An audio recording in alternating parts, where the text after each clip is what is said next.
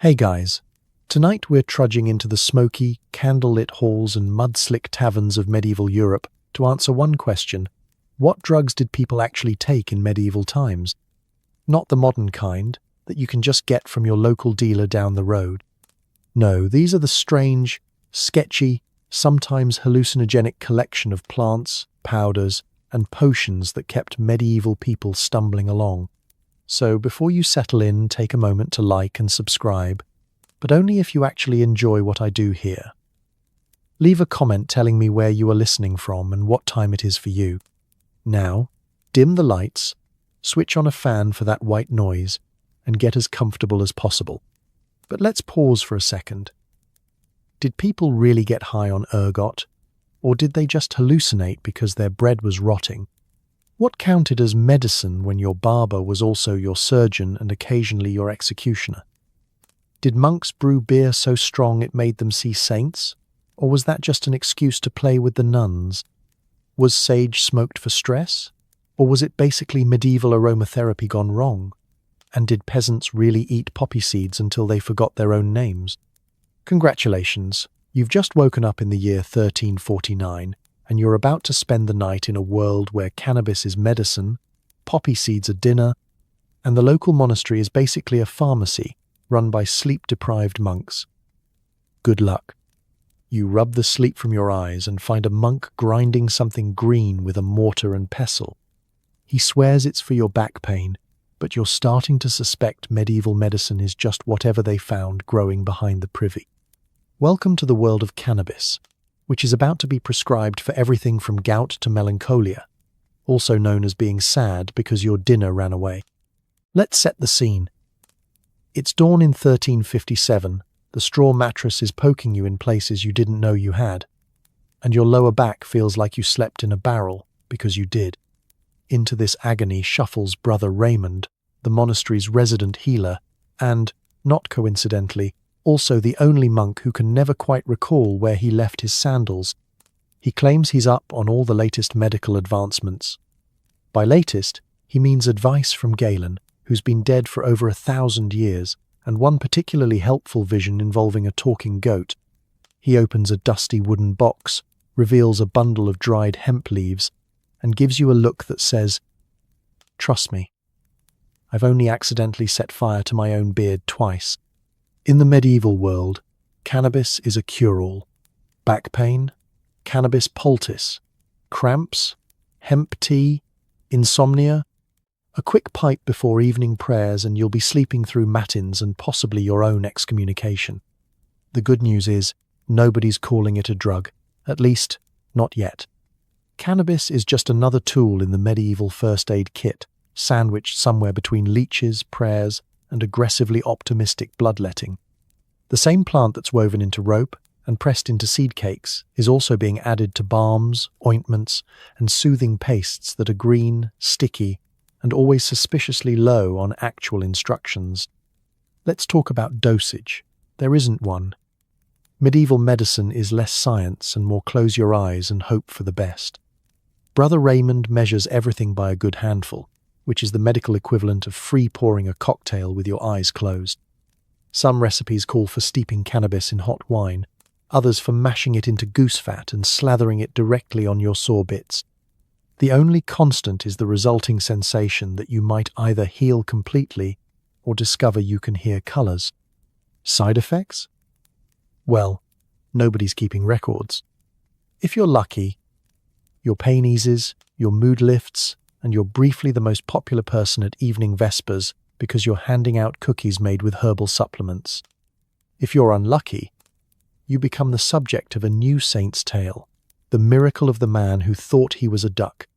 But in a world where the average painkiller is just ale and a brisk slap to the face, cannabis is, frankly, a miracle. The peasants use it for aching joints after a day of wrestling geese and losing. Nobles rub hemp oil into their temples to soothe headaches caused by wearing 3 pounds of hat. Even the local priest has a secret recipe for contemplation, which he absolutely does not share with the bishop unless the bishop brings snacks. The best part? Nobody judges you for taking your medicine. The church hasn't banned it, the king hasn't taxed it, and the local constable is too busy confiscating stronger stuff, like fermented turnip juice. Cannabis is so normal, you could practically roll it up in your Sunday bread, and no one would blink. In fact, they'd probably ask for the recipe. As evening falls, you realize your back does feel a little better, or at least you've stopped caring. The monk offers you a mug of warm hemp tea and a gentle reminder to keep your feet off the altar. You sip, sigh, and drift off, grateful for medieval medicine's one true miracle, a night without pain, stress, or memories of the day your dinner ran away with the neighbor's goat. Congratulations, you've just survived another day, and, thanks to cannabis, you might actually be looking forward to tomorrow, even if you still wake up in a barrel. There's a strange smell coming from the apothecary's tent, and it's not just last week's bandages. The poppy plant is in season, and that means opium, the medieval answer to pain, insomnia, and occasionally, I can't feel my legs. Spoiler, the cure is probably why. Let's start with the basics. It's a typical day in 1372, and you've managed to stub your toe on a loose cobblestone, sprain your wrist wrestling a particularly mean sheep, and get a mysterious medieval rash that the barber surgeon insists is probably fine. Pain is just part of life. So, naturally, you stagger into the local apothecary's tent, which smells like a cross between mouldy plums and regret. The tent is draped in drying herbs, and the proprietor is wearing what you sincerely hope is a medicinal robe, not just his pajamas. He offers you a seat on a bale of straw that crackles ominously and begins rummaging through dozens of unlabeled jars. There's no such thing as child-proof containers here, unless you count Don't Lick the Strange Purple Goo. Eventually, he finds what he's looking for, a lump of sticky brown paste made from the sap of poppy pods and wrapped in what might be yesterday's bread. Opium is, without exaggeration, the Tylenol, NyQuil, and triple espresso of medieval medicine. Got a toothache? Rub it on your gums. Trouble sleeping? Eat a dollop with honey. Chronic existential dread caused by the realization that you live in the 14th century? Opium to the rescue. If you're noble, it's mixed into expensive spiced wine. If you're a peasant, it's dissolved in weak ale and called Tuesday night. The thing is, nobody quite knows how much is too much.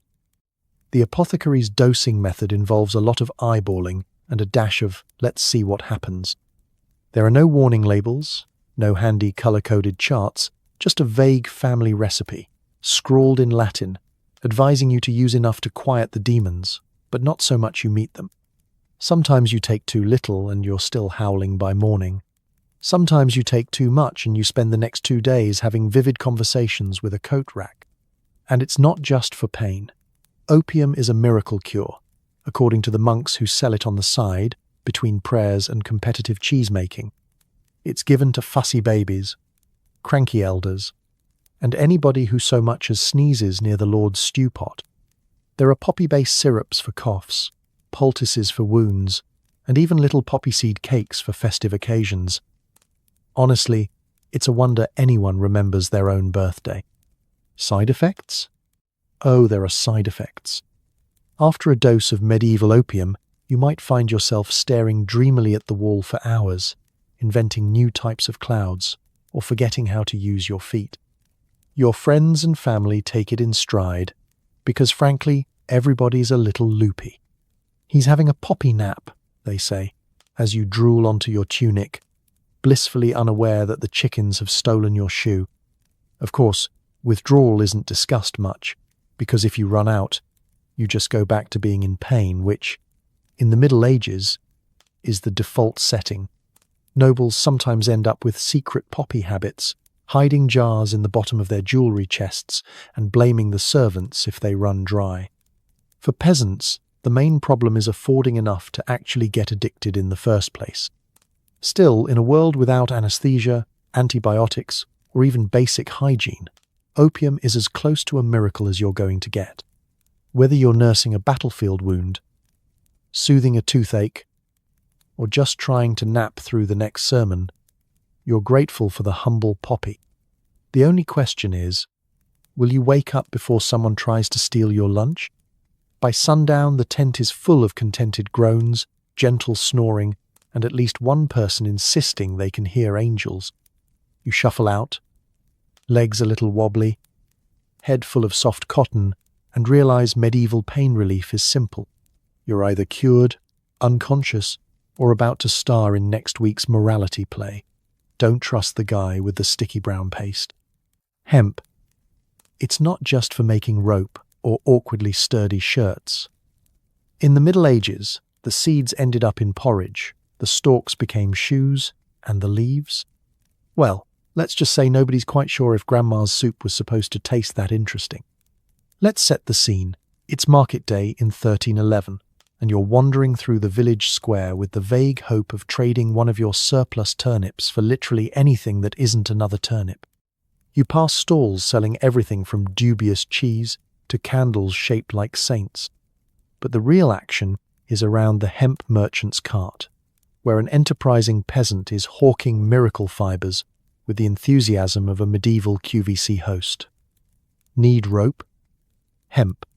Need a sack for carrying questionable vegetables? Hemp. Need to reinforce your leaky roof?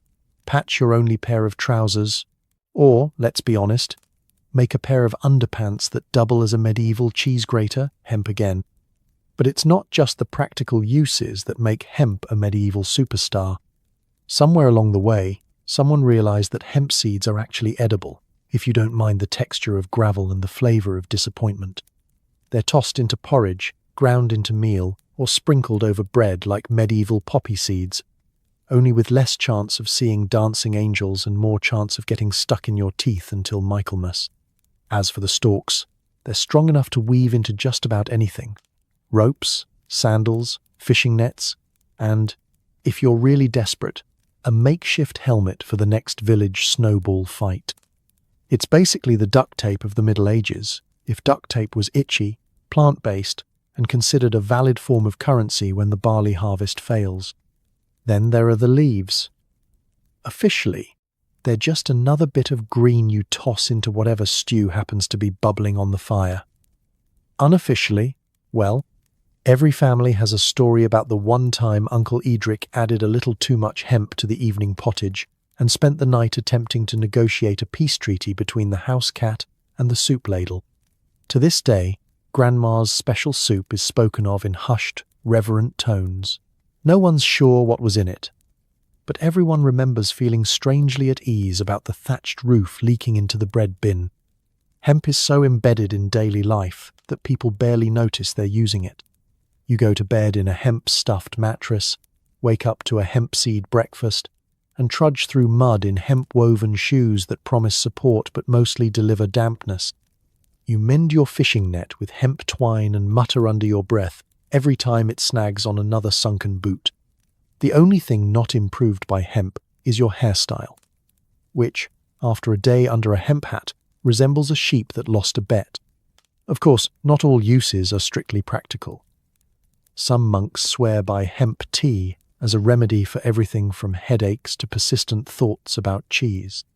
The recipe involves steeping the leaves in boiling water, adding a bit of honey, and pretending not to notice if the drink makes your chanting a little slower and your vespers a little more philosophical. Local healers prescribe hemp poultices for rashes, aches, or just to keep fussy children quiet during Mass. Apply liberally, they say, which is medieval for no idea if this works, but it hasn't killed anyone yet. Modern life might have turned hemp into a political debate, but in the Middle Ages, it's simply everywhere, doing everything, all the time. If you're a peasant, hemp is your best friend. If you're a noble, you prefer silk, unless it's laundry day, and then hemp will do just fine for the servants' towels. At the end of the day, as you climb into bed with your hemp-stuffed pillow, you realize life is a little rough, a little itchy, and possibly slightly more relaxed than you remember. Tomorrow's porridge will taste faintly of last year's harvest, and you'll swear Grandma's soup has gotten even more interesting. But as you drift off, one thing's certain. In the Middle Ages, hemp is everywhere. And whether you're wearing it, eating it, or accidentally getting mildly philosophical because of it, You wouldn't last a week without it. You reach for a drink, and the good news is, it's not water. The bad news is, your small beer has more floaties than a public swimming pool. Yes, everyone, including the children, drinks beer all day, every day. It's weak. But after 9 pints, weak is just a theory. Welcome to medieval hydration, a world where water is considered a daredevil's beverage, and beer is the safe option. If you're imagining foamy golden lagers served in a frosty glass, stop right there. Medieval beer is basically damp bread in liquid form, unfiltered, unpasteurized, and so chunky you could use it to grout a bathroom. It's served at every meal, every age, and every social occasion. The only question is whether the spoon you use to eat your soup will also stand up in your ale. Small beer is the everyday drink for medieval folks. It's called small not because it's cute, but because it's weak. Think beer with the alcohol content of a loaf of rye bread. You're drinking it not to party, but because the alternative is water fresh from a stream where the local sheep hold their annual synchronized swimming contest. Small beer is brewed by boiling questionable water with malt and hops, if you're lucky, then letting it ferment until the whole house smells like bread and feet. The result is a drink that's just alcoholic enough to kill some germs, but not enough to make you forget you have to shovel the manure pile at sunrise. Everyone drinks it, everyone. Children get small beer with breakfast, farmers sip it while sharpening plows, monks use it to wash down their gruel. There's even a mid-morning beer break, medieval Europe's answer to the office coffee pot, only with more floaties and less existential dread. The rich and the clergy get slightly better stuff, but it's still a far cry from the craft IPA your neighbour won't stop talking about. Let's talk about those floaties. Medieval brewing is more art than science, and the main ingredient is whatever was lying around. Unfiltered means there's a generous helping of grain husks, bits of straw, and the occasional dead bee. If you find a chunk that's suspiciously crunchy, just remember, extra fibre is good for you. The average peasant's immune system is less fortress and more Thunderdome, so a little added nutrition is the least of your worries. But the real peril isn't the floaties, it's the side effects. Small beer is supposed to be safe, but after the 3rd or 4th mug, you're feeling a little more relaxed than you'd planned. After 9 pints, weak starts to feel suspiciously like tipsy, and before you know it, you're singing folk songs with the local chickens and attempting to invent the medieval conga line. The morning after, you wake up on a haystack with a mouth like the bottom of a boot and a vague memory of challenging a goose to a staring contest. Of course, sometimes the beer isn't small at all. On feast days, or when the brewers had a good year, things get stronger. That's when you really start to appreciate why medieval folks had so many saints. Someone had to pray for your liver. The stronger ale is reserved for celebrations, religious holidays, or, let's be honest, any Tuesday when the weather is slightly less miserable than usual.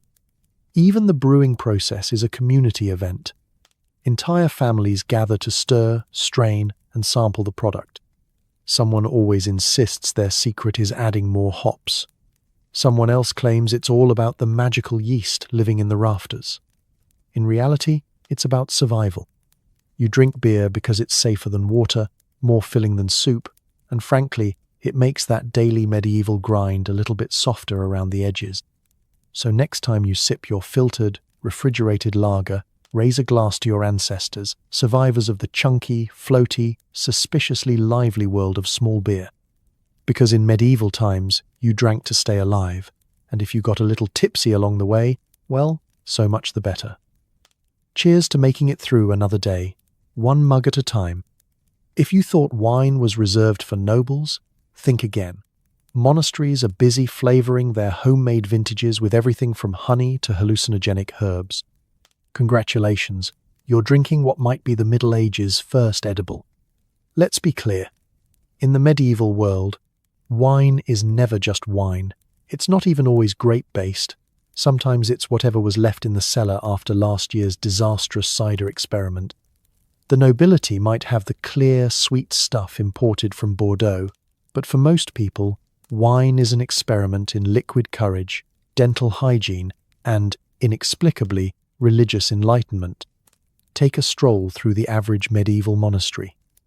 Rows of sun-dappled vines snake across the hillside, tended by monks who have spent their morning alternately praying and wrestling geese out of the grape barrels. But the real magic happens in the cellar, where Brother Bernard is busy improving the vintage with a handful of whatever's growing in the garden. Honey for sweetness, lavender for clarity of mind, wormwood for, well, whatever wormwood is supposed to do, apart from giving you hallucinations and the urge to write poetry about clouds. Every monastery has its secret recipe. Some monks insist on soaking rose petals in the barrel, others swear by poppy seeds, while a few claim that tossing in a pinch of wild mushrooms will open the door to holy wisdom. The line between sacred tradition and accidental psychotropic experiment is alarmingly thin. The result?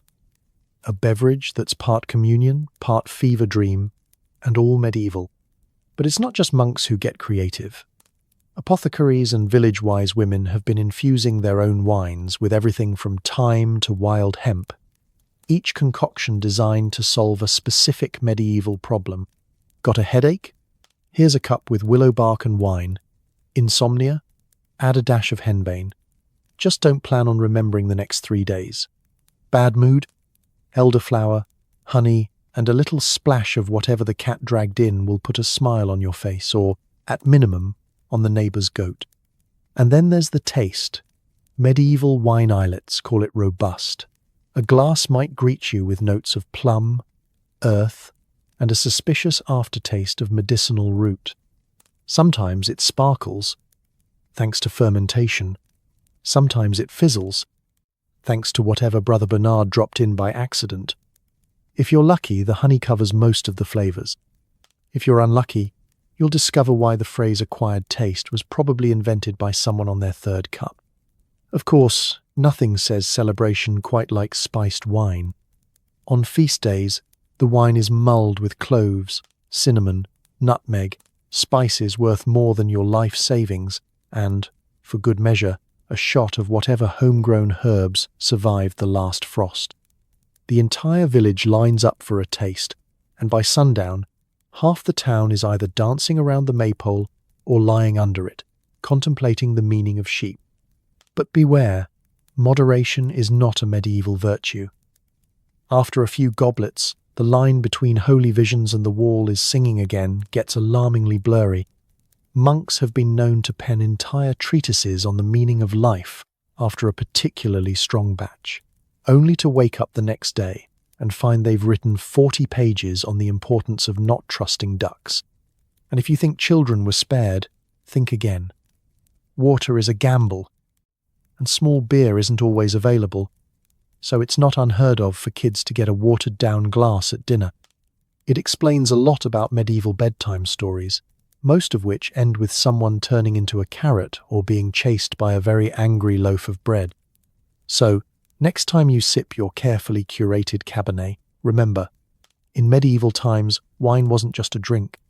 It was a gamble, a medicine, a party trick, and occasionally the start of a long, confusing conversation with the family cat. Cheers to history's most adventurous winemakers. Drink oop if you dare. The village healer hands you a suspicious root and tells you to chew it for courage. Mandrake and henbane are the herbal equivalent of playing Russian roulette with your nervous system. Side effects may include visions, euphoria, or sudden belief that you're a goose. Let's set the scene. You're nursing a deep medieval anxiety. Maybe you're about to propose marriage to the baker's daughter, or you have to face down the local lord after accidentally inventing sourdough soup with last night's bread. Either way, you find yourself in the healer's smoky cottage, surrounded by bundles of drying herbs, a cat with one eye, and shelves stacked with bottles that rattle when you look at them wrong. The healer gives you a choice. Do you want courage, sleep, or to see the truth behind the moon? You're not sure what that last one means, but you're already here and the cat's staring. You take the root and chew. Mandrake and henbane have legendary reputations, half medicine, half myth, and all trouble. Mandrake roots, for example, look unsettlingly human. They come with folk legends and instructions that read like a prank. Harvest at midnight, pull the root from the ground, and try not to let it scream. If you think that's just local superstition, imagine yanking a root that shrieks so loudly, the whole village starts praying for rain, just in case it's a demon. Chewing mandrake is, at best, a gamble. In small doses, it might numb a toothache, help with sleep, or give you the liquid courage to ask your boss for a raise in turnips. In larger doses, however, you might spend the evening chatting with the fireplace, convinced it's the ghost of your great-aunt Mildred, or wake up 2 days later with a note pinned to your tunic that says, "Never again, the chickens." Henbane, meanwhile, is the original wild card. The leaves are sticky, the flowers yellow and devilishly cheerful, and the effects are unpredictable. 1 minute you're dozing peacefully, the next you're convinced you're a Viking on a raid, or that you've invented time travel using only a wooden spoon. Local doctors sometimes make henbane tea for nerves, but they'll never drink it themselves. A cup for thee, a prayer for me, as the saying goes. Hallucinogenic herbs are the medieval multi-tool for every occasion. Numb the pain of a broken arm? Mandrake wine? Need a vision for the next harvest? Henbane pipe. Got a rash that won't quit? Just rub a poultice on it and hope you don't hallucinate a second rash in the process. The church is suspicious, of course. Anything that makes you see visions is a short hop from heresy or demonic influence. Use too much, and you'll find yourself on the receiving end of an exorcism or, worse, a stern lecture from Father Bernard, who still hasn't forgiven you for sleeping through Easter Mass. Still, healers keep using these herbs, mostly because, despite the risks, nothing else in the cabinet works. It's the 14th century. What are you going to do? Wait for Tylenol? Sometimes, these potent herbs even show up at parties, small doses hidden in honey cakes, or sprinkled into the special wine. The after effects? Lively, unpredictable, and sometimes the highlight of the social calendar. There's nothing quite like an entire village suddenly convinced the maypole is a giant snake and staging an impromptu dance-off for survival. As the effects wear off, you find yourself back in the healer's cottage with only a mild headache and a vague memory of challenging a duck to a debate about medieval politics. Mandrake, henbane, and their friends are the ultimate gamble. You could end up pain-free, newly courageous, or spending the night as the world's first goose lawyer. In medieval times, that's just another Tuesday. Congratulations, you survived the hallucinogenic herb club. Don't worry, your secret's safe. The cat's seen much, much worse. Step inside a medieval apothecary shop, and you'll find shelves lined with dried plants, powders, and bottles with labels like unicorn horn and blessed thistle. Nobody's sure what's actually inside, but it all goes down easier if you mix it with wine. The moment you cross the threshold, you're hit by a smell that can only be described as botanical panic. The air is thick with the scent of rosemary, musty books, and a hint of something that might once have been a goat. The apothecary, a person who always looks a little like they're hiding something, because they are, welcomes you with a nod and immediately offers you a sample of something that stings your nose and might be glue, medicine, or both. Every surface in the shop is covered in mysterious jars and bundles. Some are filled with common ingredients: sage, mint, a handful of suspiciously shriveled berries.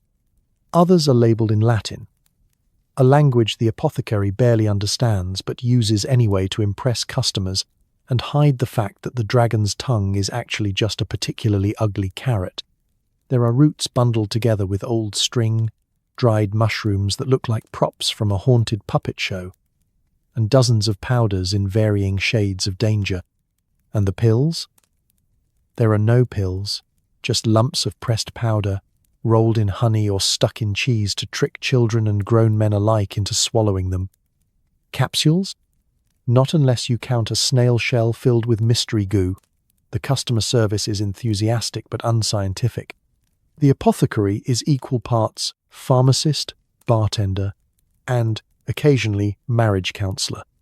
You describe your symptoms, and they instantly launch into a series of recommendations that would terrify any modern physician.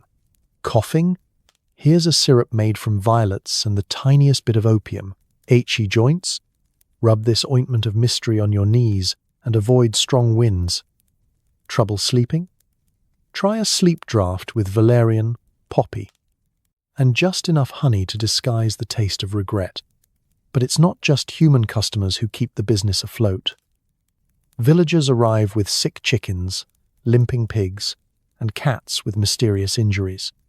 The apothecary reaches for the universal balm, a concoction that smells like onions and despair. Does it work? Sometimes. Maybe. There's always wine to wash it down if the results are disappointing. Of course, the most expensive items are the ones with the most outrageous names. Unicorn horn powder, definitely not parsnip. Dried basilisk scales, fish skin, and mermaid tears, plain salt water if you're lucky. The richer the customer, the wilder the claim. Nobles want to believe they're swallowing something rare and magical, so the apothecary keeps a special shelf just for them, carefully dusted and positioned at eye level for maximum effect. But let's be honest, most of the real business happens under the counter. For every headache, heartbreak, or unmentionable rash, there's a remedy tucked away in the back, sometimes illegal, sometimes just stronger than the church recommends. The apothecary knows which villagers want a quiet cure for insomnia, opium syrup, whose nerves are fraying before the festival, hemp tea, and which monks need inspiration for next Sunday's sermon, poppy wine. Discretion is part of the service. The only rule, don't mention it at confession, and definitely don't tell Father Bernard about the saint's blessing, a potion with enough herbs to inspire visions and possibly time travel. Still, the real secret of the apothecary's shop isn't what's on the shelves, but the attitude, a little hope, a little risk, and the unshakable belief that life is easier if you just add honey and wine to everything. As you leave, clutching a pouch of blessed thistle and a stern warning not to take more than a pinch, you realize you've survived another trip to the medieval pharmacy. Whether you're cured or just distracted by the taste, it's all part of the adventure. And if nothing else, you've got a great story and probably a slightly magical burp to share at the next feast. Need surgery? Don't worry.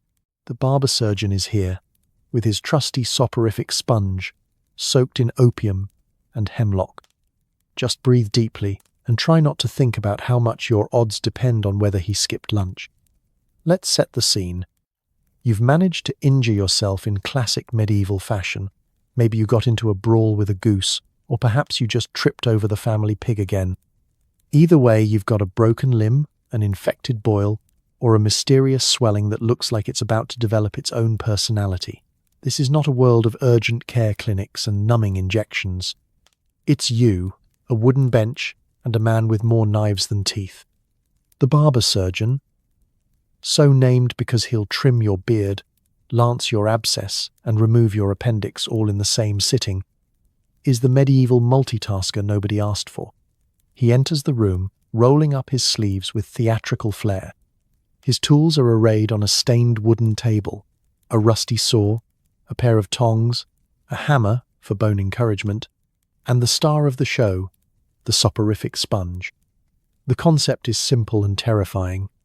Take a sponge, soak it in the strongest stuff you can find, opium for the pain, hemlock for the calm, a splash of vinegar to keep things fresh, and maybe some wild lettuce just for luck. When the time comes, you're instructed to inhale deeply. That's the theory anyway. In practice, it smells like a compost heap set on fire, but you're desperate enough to try anything. You ask, "Will it make me sleep?" The barber surgeon winks and says, "Let's find out." His confidence is either reassuring or a sign that you should update your will. Medieval anesthesia is never a guarantee. Sometimes the soporific sponge works like magic, and you drift off to a dreamless place where no one is asking you to hold still while they remove your toenail. Sometimes it doesn't, and you just get a little woozy and forget why you agreed to this in the first place. If you're truly unlucky, you get both, dozing off just long enough to be woken by the sound of your own leg being sawn. The effects are unpredictable. Depending on the herbal cocktail, the skill of your barber surgeon, and whether the local apothecary was sober when preparing the mix. Side effects range from mild drowsiness to visions of dancing chickens, and in rare cases, enthusiastic recitations of psalms in Latin, despite the fact that you only know 4 Latin words, all of which mean help. In the background, the local priest is probably praying for your soul and the neighbors are peeking in to see if you're about to provide the day's entertainment. Pain management is, at best, an experiment. The soporific sponge is just one part of the medieval pain relief toolkit, which also includes biting down on a leather strap, drinking yourself into oblivion, or holding hands with your most supportive goat. Once the procedure starts, time loses all meaning. You drift in and out of a fog, sometimes from the sponge, sometimes from the shock. The barber surgeon hums a little tune to steady his nerves, or yours, and at some point, you're pretty sure you compliment the sponge on its personality. When it's over, you wake up wrapped in linen, sweating, slightly confused, and grateful that you're still in one piece, mostly. Recovery involves rest, wine, and whatever herbal concoctions the village healer can whip up. If you're lucky, the pain fades, the wounds heal, and you have an impressive new scar to show off at the next feast. If you're unlucky, well, there's always the priest on speed dial for last rites. So next time you see a sponge, give it a nod of respect. In the Middle Ages, it wasn't just for cleaning. It was your best shot at not remembering the worst day of your life. And that's what passed for anesthesia, sort of. It's a feast night in the Lord's Hall. The food is suspiciously spicy, the drinks have extra kick, and someone just sprinkled something into the roast that makes everyone start giggling at the wall. No one admits what's in it, but everyone's relaxed. Let's set the scene. Tapestries hang on every wall, torches flicker, and the floor is covered in rushes fresh enough to almost mask the smell of last week's entertainment. The long tables groan under the weight of pies, game birds, sweetmeats, and bread that doubles as a conversation starter. Do you think this counts as food? Servants scurry back and forth, and the air is thick with anticipation, plus a suspicious hint of something herby drifting from the kitchen. Tonight's party is not your average bread and cheese with neighbours affair. This is a noble banquet, which means every dish is a flex. Spices imported from distant lands, honey drizzled over everything, and at least 3 courses dedicated to showing off how many peacocks your lord can stuff with smaller birds and call appetizer. And yet, the real show isn't the food or even the jugglers. No, it's the rise of the exotic powders. What are exotic powders, you ask? Well, nobody's entirely sure. Sometimes they're spices, genuine cinnamon, black pepper, or nutmeg worth more than a peasant's yearly wages. Other times they're something a little more recreational, imported from the Middle East or traded in the back alleys of coastal towns. These are powders and resins that promise to liven up any party and occasionally make the tapestry start singing Gregorian chants. The kitchen staff are in on the secret. A little sprinkle in the wine, a dash on the roast, a pinch in the candied figs, and suddenly the conversation gets much more interesting. The Lord's cousin begins reciting poetry to a potted plant. The head cook is convinced the bread can talk, and frankly, after 3 hours by the fire, it probably can. Someone starts a rumour that the jester's hat is full of bees, which sets off a spirited game of don't let the bees touch the cheese. And it's not just the kitchen. The apothecary, eager to keep his most lucrative customers happy, slips in with a pouch of something labelled Persian Delight, Venetian Sparkle, or, if he's really feeling dramatic, the Dust of Paradise. Nobody reads ingredient lists. Everyone just wants a story to tell at breakfast. As the night rolls on, inhibitions slide away faster than the Lord's favourite chalice. The musicians switch from polite airs to raucous folk tunes. The dancing turns from elegant to experimental, and at least 3 nobles are found giggling under the table, convinced the floor tiles are moving. At some point, a debate erupts over who can eat the spiciest pigeon, which ends when the steward, red-faced and teary-eyed, declares himself king of the fire tongues and demands a parade in the garden. But the most telling sign of a successful party? Nobody's talking politics. The old rivalries and land disputes are temporarily replaced by shared hallucinations of a dancing goose, and for one rare night, everyone in the hall is united by confusion, curiosity, and the burning need for more wine. Of course, come morning there will be regrets. The Lord will wonder why there are turnip carvings all over the main staircase. The steward will be found asleep in the dovecote, and the apothecary will quietly remind the kitchen to use half as much next time. No one will admit to anything. It's an unspoken rule. What happens at the feast stays in the feast, except for the goose, who will be telling this story for weeks. So next time you're invited to a noble party, keep an eye on the spice rack. Watch out for the jester's hat, and maybe pace yourself on the exotic powders. In the medieval world, dinner could be an adventure, and dessert, a full-blown vision quest. The returning Crusaders brought home more than just bad armor tan lines. They introduced Europe to hashish, a concentrated cousin of cannabis that's rumored to turn even the grumpiest knight into a philosopher, or at least someone who doesn't care about bathing. Picture it, the year is 1192, and you're standing in the village square watching Sir Geoffrey return from the Holy Land. His horse is somehow missing 3 shoes, his armor is rustier than your memory of childhood, and he has a 1,000-yard stare that suggests he's either seen the face of God or accidentally eaten the wrong stew at a roadside inn. Tied to his saddle, among broken swords and a suspiciously well-fed goat, is a bag of something sticky and fragrant, a souvenir from lands far, far away. Sir Geoffrey is quieter these days, and it's not just the PTSD from seeing the inside of a Saracen dungeon. His squire whispers that the master has discovered contemplation, which sounds noble until you spot him sitting by the duck pond, stroking his beard and pondering the meaning of pond scum. The secret? Hashish, pressed resin from the cannabis plant, carefully tucked into Crusader baggage alongside relics, dried figs, and a haunting inability to keep track of socks. Hashish isn't just a drug, it's a conversation starter. The first time Sir Geoffrey shares it, he's holding court in the Great Hall, spinning tales of distant lands, mysterious herbs, and nights spent under strange stars.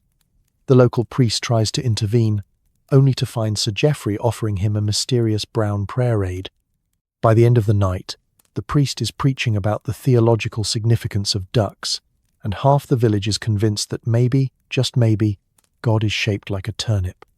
Soon, hashish becomes the original medieval import craze.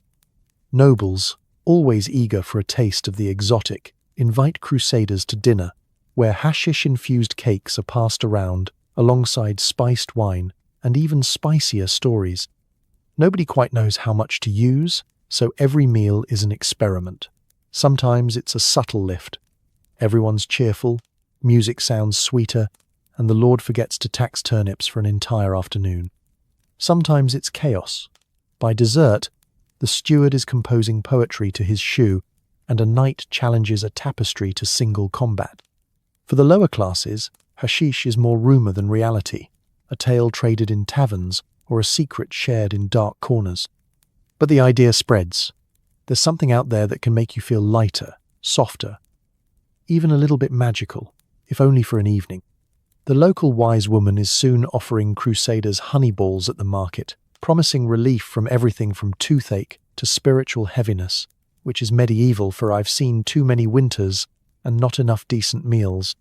There's also the practical side. Medieval life is hard. After a day of mucking stables, ploughing rocky fields, and dodging taxes, a little hashish goes a long way. The village carpenter swears it makes his back pain vanish. The blacksmith claims it inspires him to invent better horseshoes. He hasn't, but he feels better about it. Even the cook, always on the edge of a breakdown, sneaks a bit into the evening stew, just to see if it makes the children nap. Of course, there are side effects. Hashish is blamed for at least 3 impromptu midnight pilgrimages, 2 accidental marriages, and a trend in philosophical barnyard debates that nobody can quite explain. The local authorities try to crack down, but it's hard to police what you can't pronounce, and even harder when half your guards are napping behind the pigsty. In the end, hashish becomes just another part of the medieval landscape, a little taste of the wider world, wrapped in mystery, laughter, and a healthy dose of not caring about how long it's been since you last changed your tunic. Sir Geoffrey still sits by the pond, occasionally solving the meaning of life before forgetting it again. And as for you, you realize that sometimes surviving medieval Europe is easier when you can laugh at ducks, ignore the taxman, and see the world with slightly softer edges, even if it's just for the afternoon. You open your eyes to the medieval sun and instantly regret every decision from the night before. Your mouth tastes like a compost heap, your head is pounding, and someone swears you tried to invent time travel using only turnip wine. Congratulations. You're the latest victim of the original hangover, medieval edition. There's straw stuck to your tunic, a duck staring at you with silent judgment, and a vague sense that you owe someone an apology, possibly a goat. Your memories of the feast are foggy, but the evidence is all around. Half a loaf of bread under your pillow, a mysterious stain shaped like the Holy Roman Empire, and the faint sound of someone snoring in the chimney. Let's be honest, hangovers in the Middle Ages are not for the faint of heart. Modern medicine might offer ibuprofen, greasy breakfasts, and the gentle reassurance of running water. But here, you have three options. Cold well water, herbal cures dreamed up by the village wise woman, and the eternal hope that you'll be reincarnated as a hedgehog so you never have to face daylight again. First comes the medieval headache, a special variety that feels like your skull is being used to grind wheat for next week's pottage. Sunlight is your mortal enemy. Someone opens the shutters, and the room instantly transforms into a medieval laser show.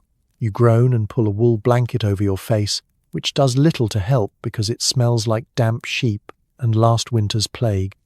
Next is the thirst. Nothing says bad choices like a mouth dryer than the Lord's sense of humour. You crawl toward a wooden mug of small beer because, ironically, it's safer than water. The beer is lukewarm, tastes vaguely of hay and disappointment, and still contains the occasional floaty, but desperate times call for desperate measures. You drink deeply, mentally preparing yourself to face whatever comes next. Enter the village wise woman, who appears at your side with supernatural timing. She takes one look at you and nods sagely. "Ah, the morning after the feast. I've just the thing." You're handed a mug of her secret recipe, a bracing mix of nettles, wild honey, and a few drops of whatever's left at the bottom of her special herbs jar. You swallow, and instantly wonder if she's trying to cure you or just invent a new form of torture. Your vision blurs, but at least your headache takes a back seat to whatever's now happening in your stomach. Then comes the guilt. Not the modern kind where you sheepishly text apologies, but the medieval kind, public and communal. At least 3 neighbours stop by to remind you of your exploits. You challenged the blacksmith to a foot race, lost to the horse. You proposed marriage to a sack of barley. You sang the entire book of Psalms to the tune of "Row, row, row your boat." Each story is worse than the last, and the only thing you remember for certain is that the turnip wine tasted like hope and regret mixed together. You make your way outside for fresh air, which mostly smells like livestock and mud, and attempt to regain your dignity. The chickens avoid you, the dog rolls its eyes, and even the village priest offers you a sympathetic pat on the shoulder before quietly suggesting penance, just in case. There's no aspirin, no brunch, just a lingering sense that you survived, barely. By midday, you're on the mend. A bit of bread, another mug of beer, and a promise to yourself that you'll never do this again, a vow as fragile as a medieval roof in a rainstorm. Life goes on. You'll return to your work, avoid the wise woman's herbal hangover cure, and politely refuse all future invitations to drink with the blacksmith, at least until the next feast. So if you ever wake up in your own bed, headache-free, with nothing more dangerous in your system than last night's chamomile tea, take a moment to be grateful. Because in the Middle Ages, surviving a hangover was proof you were tough enough to survive anything, including your own curiosity about turnip wine. The village midwife offers you her best sleeping draught: 1 part poppy juice, 2 parts wild lettuce, and a dash of wine. Don't ask about side effects. In the morning, you might wake up in your own bed, or in the neighbour's cowshed. Let's be honest, medieval sleep is already a dicey proposition. Your mattress is stuffed with straw, your blanket smells like wet goat, and your roommate is a rooster who doesn't understand the concept of personal space. If you're lucky, you drift off to the gentle lullaby of rain on a leaky roof. If you're unlucky, you're serenaded by the sound of your neighbour's son practicing his bagpipes at midnight and the eternal scratching of fleas plotting their next move. It's no wonder you can't sleep. That's where the local midwife comes in. She's the unofficial town expert in all things birth, death, and bedtime. Her remedies are legendary. Sometimes for working, sometimes for what happens when they don't. She takes her craft seriously, rolling out a collection of bottles and jars with labels like Dream Dew, Night's Embrace, and Try at Your Own Risk. Her methods are less science and more folk tradition meets controlled chaos. You tell her you haven't slept in 3 nights. She nods, thoughtfully sprinkles a few poppy seeds into a mug, and follows up with wild lettuce, an herb whose only proven effect is making salads taste like disappointment. Then comes the wine, splashed in with the confident hand of someone who knows there are worse things than tipsy sleepwalking. She hands you the mug with a twinkle in her eye. "Drink this and count sheep," she says. You wonder if she means literal sheep or the ones that occasionally wander through your open front door. You take a sip. It tastes like bad salad mixed with cough syrup and a hint of hope. 5 minutes later, your eyelids are heavy and you're starting to believe that maybe, just maybe, you'll sleep through the night. Except this is medieval medicine. Side effects aren't so much possible as inevitable. There's a good chance you'll wake up disoriented, clutching a turnip, and halfway through reciting a prayer you don't remember learning. Sometimes you dream of flying. Sometimes you dream of tax collectors. Sometimes you dream you're being chased through the village by a talking sausage, which, in your groggy state, feels more real than the actual livestock. Still, anything is better than lying awake in the dark, listening to the wind rattle the shutters and your joints crack with every toss and turn. And the midwife isn't your only source for sleep aids. The apothecary sells dormouse tonic, a concoction that claims to quiet the soul but mostly quiets your stomach, and the village wise woman swears by her own recipe: nettle tea, honey, and a few drops of something she calls the moon's blessing. The last person who tried it woke up convinced he was a bishop. Some remedies are less about plants and more about ritual. Place a shoe under your pillow, hang rosemary over your door, and make sure you never ever look a weasel in the eye before bedtime. Superstition is strong, especially on sleepless nights. Your grandmother will tell you to drink hot milk. Your uncle recommends a shot of really strong ale. Your cousin insists you just need to work harder in the fields, which explains why he hasn't slept since Easter. The truth is, medieval people will try anything for a good night's rest. And who can blame them? Between the lumpy beds, the unpredictable weather, and the nightly chorus of livestock, rest is a luxury.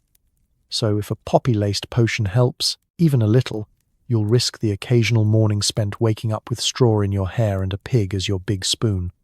As the sun rises and you stagger awake, whether in your own home, the neighbour's barn, or somewhere in between, you're just grateful you got a few hours of peace. Sleep, after all, is the original medieval miracle cure, and in a world this exhausting, you'll take every drop you can get. You wander through the monastery garden as Brother Thomas lists all the plants that bring peace. By peace, he means a nap so deep you might accidentally skip to next Wednesday. It's a brisk morning in the cloister, and you're here for one reason: sleep, or at least the monastic approximation of it. Brother Thomas greets you with a serene smile and the kind of energy that suggests he's already had 2 mugs of herbal clarity. He gestures to the orderly rows of sage, valerian, poppy, and a few mysterious greens that the abbot insists are for spiritual purposes only. You're not sure what that means, but the monastery's cat keeps napping under the valerian, and you're starting to suspect it's found enlightenment. Monks are the undisputed champions of medieval medicine. They read, they write, and they experiment, sometimes successfully, sometimes less so. Every brother has a specialty. Brother Peter is a genius with digestive complaints. Brother Martin brews the best ales. And Brother Thomas, well, his real talent is in concocting what he delicately calls the blessed sleep. If you mention you're having trouble resting, Thomas lights up and immediately offers you a tour of the garden, complete with a lecture on every plant's heavenly virtues and a story about that one time he put half the monastery to sleep during Vespers. Secret recipes abound in the scriptorium. Tucked between pages on theology are little notes: how to make a calming tea, the best ratio of poppy to wild lettuce, and when to add honey for mercy's sake. The brothers swear by their mixtures: valerian root for anxiety, chamomile for headaches, and poppy for when even the abbot can't get through matins without yawning. Sometimes they blend it all into a draught so potent it could put a bishop into a spiritual coma. And it's not just sleep. Monastic medicine covers everything from coughs to colic. Need an appetite? Fennel and mint. Achy knees from too much genuflecting? St. John's wort with a touch of blessed oil. Trouble with melancholia, which is medieval for life is hard and everything hurts. Brother Thomas brews a wine so sweet and herby that you forget what you were sad about. Though in fairness, you also forget your own name for about 20 minutes. Preparation is a sacred ritual. The brothers harvest each plant at dawn, always with a prayer, sometimes with a bit of hymn singing for good luck. Dried, chopped, and stored in labelled jars. Their remedies fill the monastery with earthy, soothing scents that almost cover the smell of the scriptorium's ink and the kitchen's endless lentil stew. Of course, word gets out. Soon, villagers are knocking at the monastery gate at all hours, hoping for a sip of the secret elixir or, failing that, a nap on a sun-warmed cloister bench. The monks never turn anyone away, they're sworn to help after all, but they do keep the best recipes to themselves. There's a rumour that Brother Thomas once invented a draught so powerful that the abbot lost a whole week, and the garden gained 3 new statues, as you accept a small bottle of peaceful rest. Instructions: sip before bedtime. Do not operate ploughs or debate the priest. Brother Thomas gives you a gentle warning. Too much, and you'll miss next Sunday's sermon. Too little, and you'll hear every rooster in the county. You thank him and slip away, feeling a little lighter, a little drowsier, and secretly hoping you wake up somewhere you recognize. In a world full of chaos, war, famine, plagues, and barnyard insomnia, monastic medicine is a gentle, leafy oasis. The secret recipes are part science, part faith, and part let's see what happens. If you're lucky, you'll drift off to sleep and wake up refreshed. If not, you'll have a great story for the next feast. Either way, you'll owe Brother Thomas a thank you, and maybe, next time, a stronger cup of coffee for the abbot. Dinner is being served, and the cook's secret ingredient tonight is hemp seed. It's nutritious, filling, and, if you eat enough, liable to turn even the hardest medieval bread into a magical experience. Let's set the table.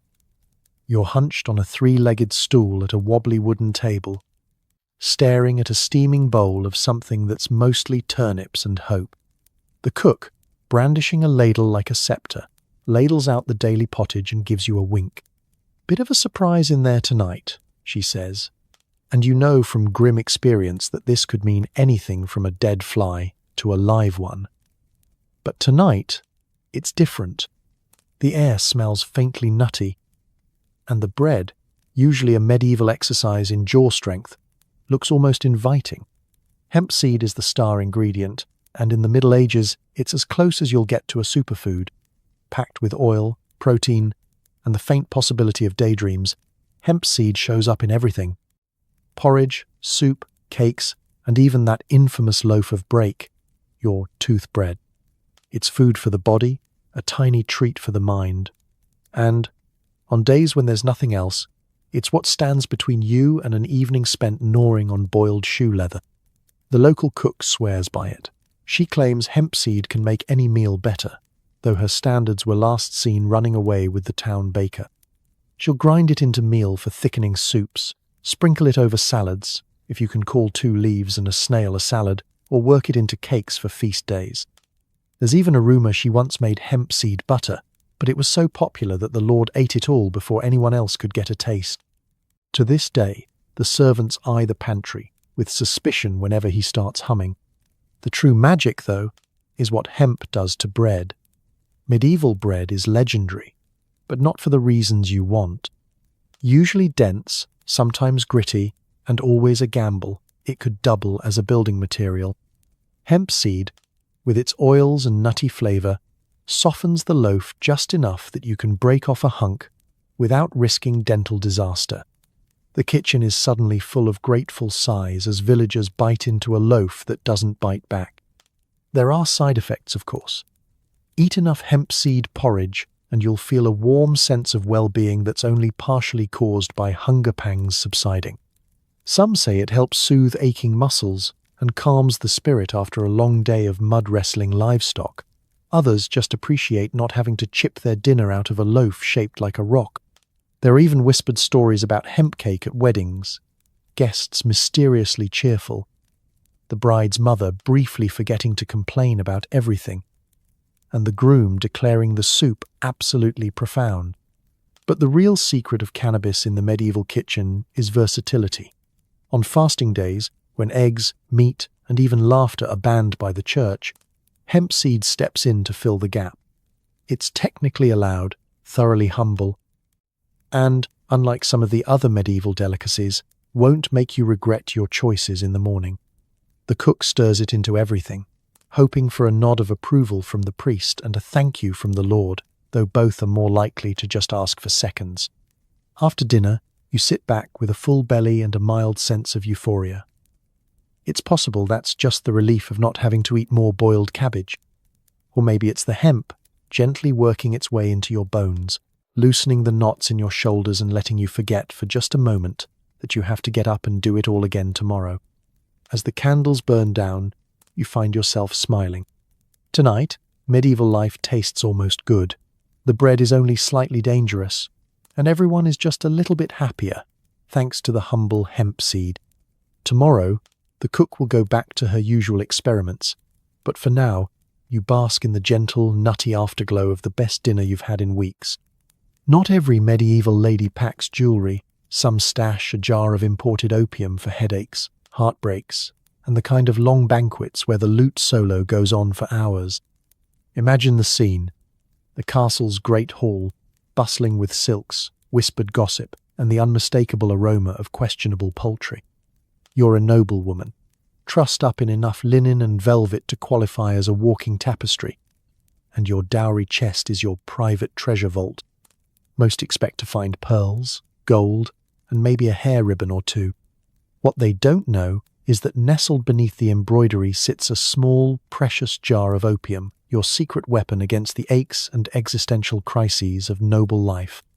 Life as a lady sounds grand, but the reality is a never-ending cycle of feast planning, dowry negotiations, and trying to keep the family's pet falcon from eating the servants.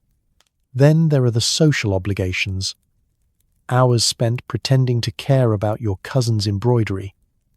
The Lord's hunting stories, which grow in size every retelling, and banquets so long the bread has time to turn stale, revive, and go stale again. So when the headache from your headdress, currently weighing as much as a holiday ham, becomes too much, you reach for your hidden jar. The apothecary calls it the spice of the East, but you call it survival. A dab on your tongue may be swirled into honey, and the pounding at your temples recedes to a gentle medieval thrum. Suddenly, the lute solo doesn't seem so bad. In fact, you're half convinced the lute player is inventing a new genre, sleepy folk. But opium isn't just for headaches. Medieval heartbreak is a competitive sport, especially when you discover that your intended has the emotional range of boiled cabbage. or that your marriage contract now includes a flock of geese you're expected to love as your own. Suffering through the first heartbreak, you learn quickly why the older ladies always look so serene during romantic tragedies. Opium-laced comfort cakes with a chaser of spiced wine. Heartache dulled. Drama muted. Family dinner actually tolerable. And let's not forget about nerves. Noble women are expected to glide through life, but reality is more like stumbling through a hallway full of overexcited dogs. Banquets are their own trial by fire, endless toasts, recitals, and the ever-present threat of someone unexpectedly bursting into song. You keep your jar of opium close at hand, tucked between sachets of lavender and secret love notes you'll never send. One spoonful, and you're able to nod along to the bishop's speech about piety while daydreaming of a world where you can wear shoes that don't double as torture devices. Of course, the secret is not quite as secret as you'd hope. The castle's staff knows. They're discreet, but you notice the cook's knowing wink when she sees you stir honey into your tea, and the maid's understanding smile when you ask for a bit of extra quiet after dinner. Among noble women, opium is an open secret, shared during long afternoons in the solar as you trade recipes for headache cures, gossip about the latest marriage scandal, and compare the merits of various imported sleep remedies. It's not all blissful oblivion, of course. Too much opium, and you risk missing the end of the feast, or worse, waking up halfway through and realizing the bard has started his third comic epic. There's also the small matter of supply. Imported opium is expensive, precious, and occasionally subject to accusations of witchcraft if the wrong priest finds out. You keep your jar well hidden, locked away with your other treasures, and only brought out when life is at its most overwhelming. So the next time you see a noblewoman staring serenely out the window during yet another tedious evening, remember, her jewels may sparkle, but it's the jar of opium in her dowry chest that keeps her truly shining. In a world of endless banquets and heavy crowns, a little poppy power goes a long, long way. The town alchemist is back at it again, promising eternal youth in a bottle that smells like boiled socks. Most medieval elixirs are 90% wishful thinking and 10% things that will absolutely make you see imaginary dragons. Let's set the scene. It's a damp afternoon, and you're standing outside the alchemist's ramshackle hut, lured by rumors of a potion that will grant you the vigor of a stag and the wisdom of Solomon. You step inside and instantly regret it. The air is thick with the aroma of burning herbs, singed hair, and whatever happens when cabbage goes bad in 3 different languages. Vials, flasks, and suspiciously bubbling cauldrons cover every available surface, each one promising transformation, enlightenment, or at the very least, a colourful rash.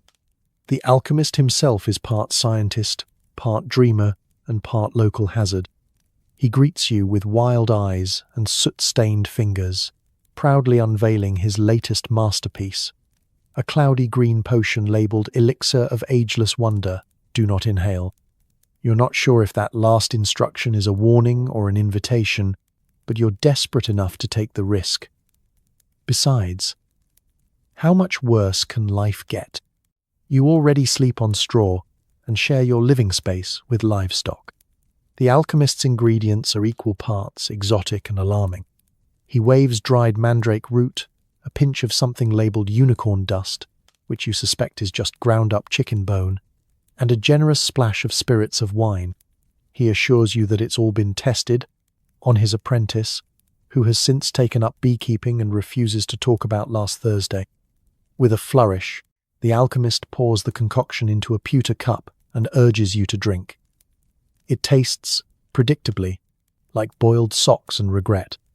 There's an initial rush, a warmth in your belly, a tingling in your toes, and, after a moment, a very real sense that the cat on the windowsill is judging you in perfect Latin. You ask the alchemist if this is normal, and he nods, already scribbling in a notebook about possible side effects. Increased honesty, feline fluency, mild existential terror. But for every miracle promised, there are at least 3 surprises. Sometimes the elixirs work, your backache fades, your warts vanish, and you feel just a bit more hopeful. Other times, you spend the evening convinced you're the rightful heir to the moon, or you start seeing colors that don't have names yet. The alchemist insists these are necessary steps on the road to true understanding, and hands you a pamphlet on Hermetic philosophy you can't read because it's upside down. Word spreads fast whenever a new elixir is ready. The townsfolk line up outside, eager for love potions, beauty tonics, and the ever-popular potion of courage, which suspiciously tastes exactly like strong ale. Some claim miraculous results. The baker's wife hasn't complained in days. The miller swears his left leg grew an inch, and the parish priest is convinced he's finally cracked the secret of the Holy Trinity, though he's since taken a vow of silence, possibly for everyone's safety. Of course, accidents happen. The apprentice's eyebrows have yet to recover from the elixir of instant wisdom, and one batch of potion of flight resulted in 3 bruised egos and a minor roof repair. Nobody blames the alchemist, though. In a world this unpredictable, a little chaos is expected, and if your elixir makes you temporarily believe you're a chicken, at least you have a great story for market day. So, as you leave the hut, slightly dizzy and unsure whether your nose has always been this big, you marvel at the resilience of hope. In medieval times, alchemy isn't just science. It's the original self-help movement. You try a potion, you cross your fingers, and if you're lucky, the only thing you lose is your sense of skepticism. In a world of endless aches, woes, and unidentifiable stains, the promise of magic in a bottle is sometimes all you need, even if it tastes like boiled socks and wild imagination. The local wise woman hands you a potion to ward off evil spirits. Ingredients: herbs, prayers, and possibly a splash of something that smells like last week's beer. You drink it, just in case. Welcome to the medieval countryside, where every village has a wise woman, or 3, known for her uncanny ability to heal, hex, or host a decent tea party. The wise woman's cottage is equal parts apothecary, gossip centre, and museum of things you'd rather not touch. You walk in seeking relief from a headache, a rash, or a vague sense that the neighbour's goose is plotting against you. Instead, you're greeted by shelves overflowing with dried flowers, bundles of something green and prickly, and a row of bottles whose contents range from definitely mint to don't ask. The wise woman takes her time. She inspects your palm, listens to your pulse, and gives you a look that says she knows exactly what you did with the baker's daughter last Michaelmas. Then she bustles about, muttering to herself, gathering herbs from jars and whispering prayers in a language no one else in the village speaks, unless you count the village priest, who pretends not to. Her remedies are always special. Sometimes they work, sometimes you end up hallucinating that you've finally outrun your debts. The centerpiece of her healing is always the potion, a cloudy mixture ladled into a chipped mug, warm from sitting next to the fire. The aroma is complex. Underneath the herbs, there's a certain barnyard zest, and just the faintest whiff of regret. Drink it while it's hot, she urges. You obey, mostly because you're too afraid of what will happen if you say no. What's in it? The list changes daily. Mugwort for dreams, nettles for aches, a dash of rosemary for remembrance. On especially unlucky days, she adds a splash of courage, tonic, homemade beer that's been left out long enough to develop its own personality. And prayers, always prayers, whispered over the cup, traced in the air, and sometimes written on scraps of parchment tucked under the mug for extra potency. The wise woman insists this is what keeps evil spirits away, though it's possible they just can't stand the smell. She'll tell you stories as you sip. How the potion once helped the smith's wife recover from a bad wind, or how old Tom survived his ill-fated romance with the neighbour's pig thanks to a triple dose. There's a charm for every complaint, and a proverb for every doubt. It's not just what you take, she says, it's how you believe it will help. If you squint, you realize this is either deep wisdom or a polite way to say, it's out of my hands now. Results vary. Sometimes you wake up feeling better, cured, invigorated, and, at least for a while, less haunted by geese or guilt. Other times you sleep for 16 hours, dream about being crowned the king of turnips, and wake up with the neighbor's dog using your foot as a pillow. Still, even when the potion doesn't do exactly what you'd hoped, the ritual itself is oddly comforting. The wise woman listens, offers sympathy, and reminds you that a little faith, plus a lot of bitter herbs, can get you through almost anything. Of course, there are risks. Drink too much, and you may find yourself at the village pond, attempting to negotiate peace between the frogs and the local children. The priest might grumble about dabbling in the dark arts, but even he has been spotted seeking a remedy for his recurring sermon hiccups. At the end of the day, you realize the wise woman's true magic isn't in her potions, but in her presence, a reminder that, when life is rough, someone will listen to your woes, hand you a cup of something questionable, and assure you that everything, evil spirits included, will look better by sunrise. In medieval times, that's the best medicine of all. It's St. Swithin's Day, which means the beer is flowing, the hemp cakes are fresh, and you're starting to suspect that half the village is possessed by something in the soup.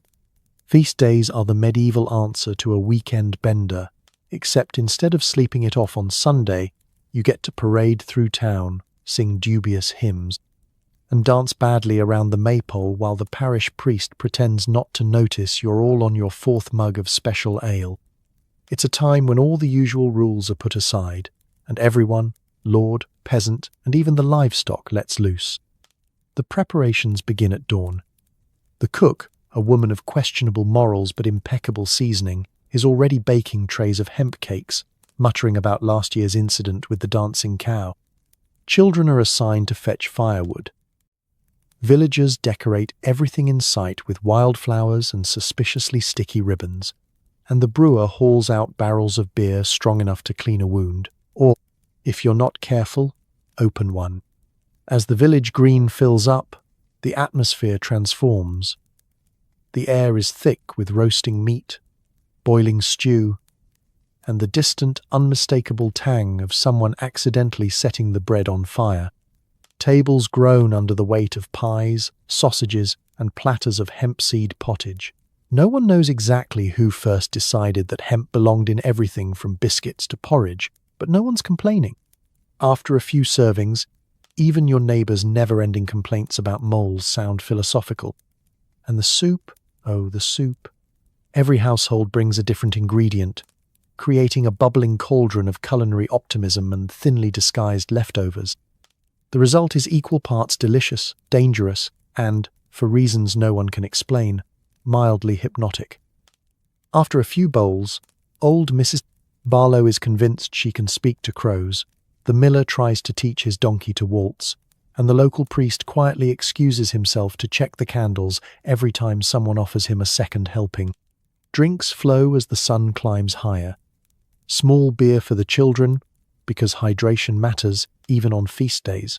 Proper ale for the grown-ups, and a mysterious punch that no one admits to making but everyone enjoys. After a while the songs begin.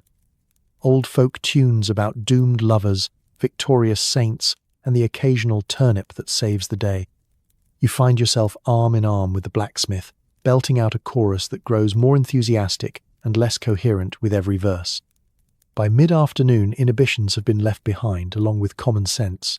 Someone starts a sack race with live chickens. The baker and the shepherd stage a debate about the proper way to eat pottage, which devolves into interpretive dance. The children are covered in mud. At least one cow is wearing a garland, and the mare is asleep under the table, muttering about the spirit of St. Swithin and snoring to the beat of the festival drum. Evening brings fireworks in the form of a massive bonfire, more singing, and stories shared around the flames. The line between feast and fever dream blurs, as laughter rises and even the grumpiest villagers are swept up in the joy.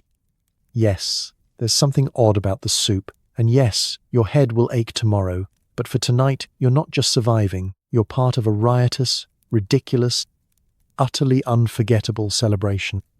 As the stars come out, you stumble home with a full belly, a lighter heart, and an inkling that perhaps there really was something magical in that soup. Tomorrow, there will be stories about the singing geese, the talking crows, and the inexplicable urge to hug every tree in sight. But tonight, as you drift off to sleep, you're grateful for feast days and the wonderful, wobbly, hemp-laced chaos they bring to medieval life. You're caught with a bag of suspicious herbs. Is it medicine, or the reason you'll be lectured by the priest for 3 hours? The line between legal and illegal substances is thinner than your neighbour's porridge. Let's face it, if you've ever wondered how war on drugs would play out in a world where most people can't read, congratulations, you're living it. The medieval approach to drug laws is part guesswork, part superstition, and entirely up to whoever is in charge of the town on any given week. You might be carrying a perfectly legitimate headache remedy, or you might be accused of conspiring with witches, depending entirely on the weather and how recently the constable had a good meal. The average villager relies on herbs for everything: sleep, pain, heartbreak, and that strange rash that refuses to leave. Folk healers mix up potions from mugwort, poppy, hemp, and anything else that doesn't run away fast enough. Some are harmless. Others are a one-way ticket to a conversation with Saint Peter. But what's legal? That depends. If you're caught with poppy syrup, it's a cure for sleeplessness, unless someone decides it's an instrument of moral decay. If you have hemp seeds, they're food, unless you add too many leaves and the village reeve's nephew starts seeing double at the maypole dance. The church, unsurprisingly, is very interested in what goes into your body. Some monks are enthusiastic herbalists, filling their gardens with plants to cure every ailment and then writing down the recipes in Latin so nobody else can understand them. Other clergymen see the devil's handiwork in every dried root. If you're unlucky, you'll be summoned to the church porch, where Father Bernard will hold up your stash and lecture you on the dangers of foul temptation. The 3-hour version includes a musical interlude by the choir and ends with a warning that God knows what you did with that mugwort. Local laws are even less reliable. One year, the Lord decides that henbane is forbidden because his wife started talking to imaginary hedgehogs. The next year, the village healer uses it to cure the Lord's headaches, and it's back in fashion. Opium? Sometimes celebrated as a miracle for pain, sometimes lumped together with the kind of foreign sorcery that makes local magistrates nervous. Occasionally, someone remembers to check the king's proclamations, but by the time the news arrives, everyone's already moved on to the next hot herb. Then there's the town gossip. If your neighbour is jealous of your garden, suddenly your rosemary bush is unnaturally large, and you're a suspect. If the mayor's mother-in-law is feeling generous, that same bush is evidence of God's green mercy. The line is so blurry that it's best to keep your potions in a jar labelled lentil soup and pray nobody ever asks for a taste. Witchcraft accusations are a constant threat. Being caught with a bundle of herbs is sometimes all it takes for someone to point and whisper, "She's got the devil's parsley." Before you know it, you're sitting in the town square while the wise woman testifies that yes, you did once mix hemp and poppy, but only to help the blacksmith's wife sleep through her husband's snoring. And let's not forget the nobles. What's illegal for peasants is a health regimen for the rich.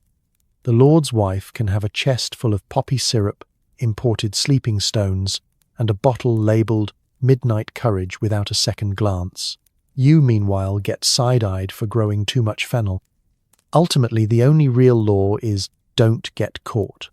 Or if you do, make sure you have a very convincing explanation and maybe a spare pie for the constable. Whether your herbs are medicine or mischief, survival in medieval times means navigating the ever-shifting landscape of law, rumour, and religious panic. So, if you find yourself in trouble, just remember, keep your head down, your herbs hidden, and never ever share your secret recipe with the choir boys.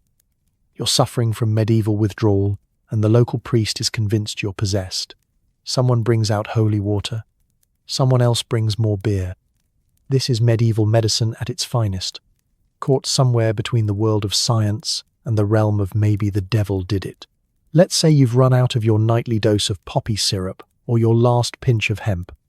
Suddenly, you're sweating, shivering, and muttering about the color of the walls. To the modern mind, these are classic symptoms of withdrawal. To your neighbors, you've either got a case of the wind or you're hiding a small demon under your hat. The priest arrives armed with holy water and a determination that could curdle fresh milk. He listens to your woes, notes your twitchy behavior and haunted eyes, and immediately skips over illness in favor of possession. He sprinkles holy water, prays loudly, and recommends a long confession, preferably one that covers every bad decision since your christening. His theory: when your soul gets too used to herbal comfort, it leaves a spiritual vacancy that demons are all too happy to fill. To be fair, after 3 days off the poppy syrup, you're open to anything that will make the headache stop, even an exorcism. Your family, meanwhile, takes a more practical approach. Grandma insists you just need to sweat it out. She plops you in front of the fire, wraps you in 3 blankets, and brews a tea so bitter you suspect it's just hot pond water. She means well, but after your second cup, you're seeing spots and pondering the meaning of rock bottom while a chicken tries to nest in your lap. The neighbors hear the commotion and come running. Someone brings fresh beer because, in medieval logic, if you're shaking, you must be thirsty.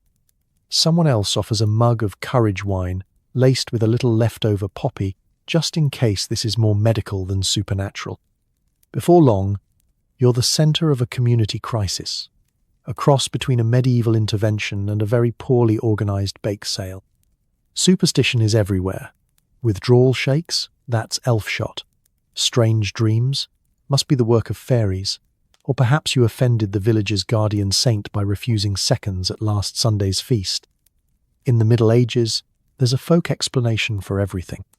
The only real cure for addiction is time, a supportive family, and not letting the priest find out about your stash of emergency mandrake under the mattress. But addiction is not just a peasant's problem.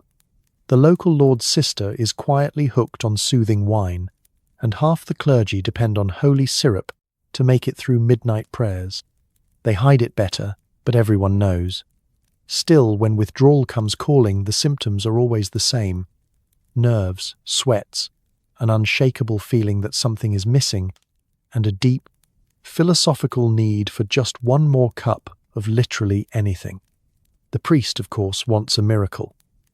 He'll perform blessings, chant psalms, and, if all else fails, recommend a pilgrimage to the nearest shrine.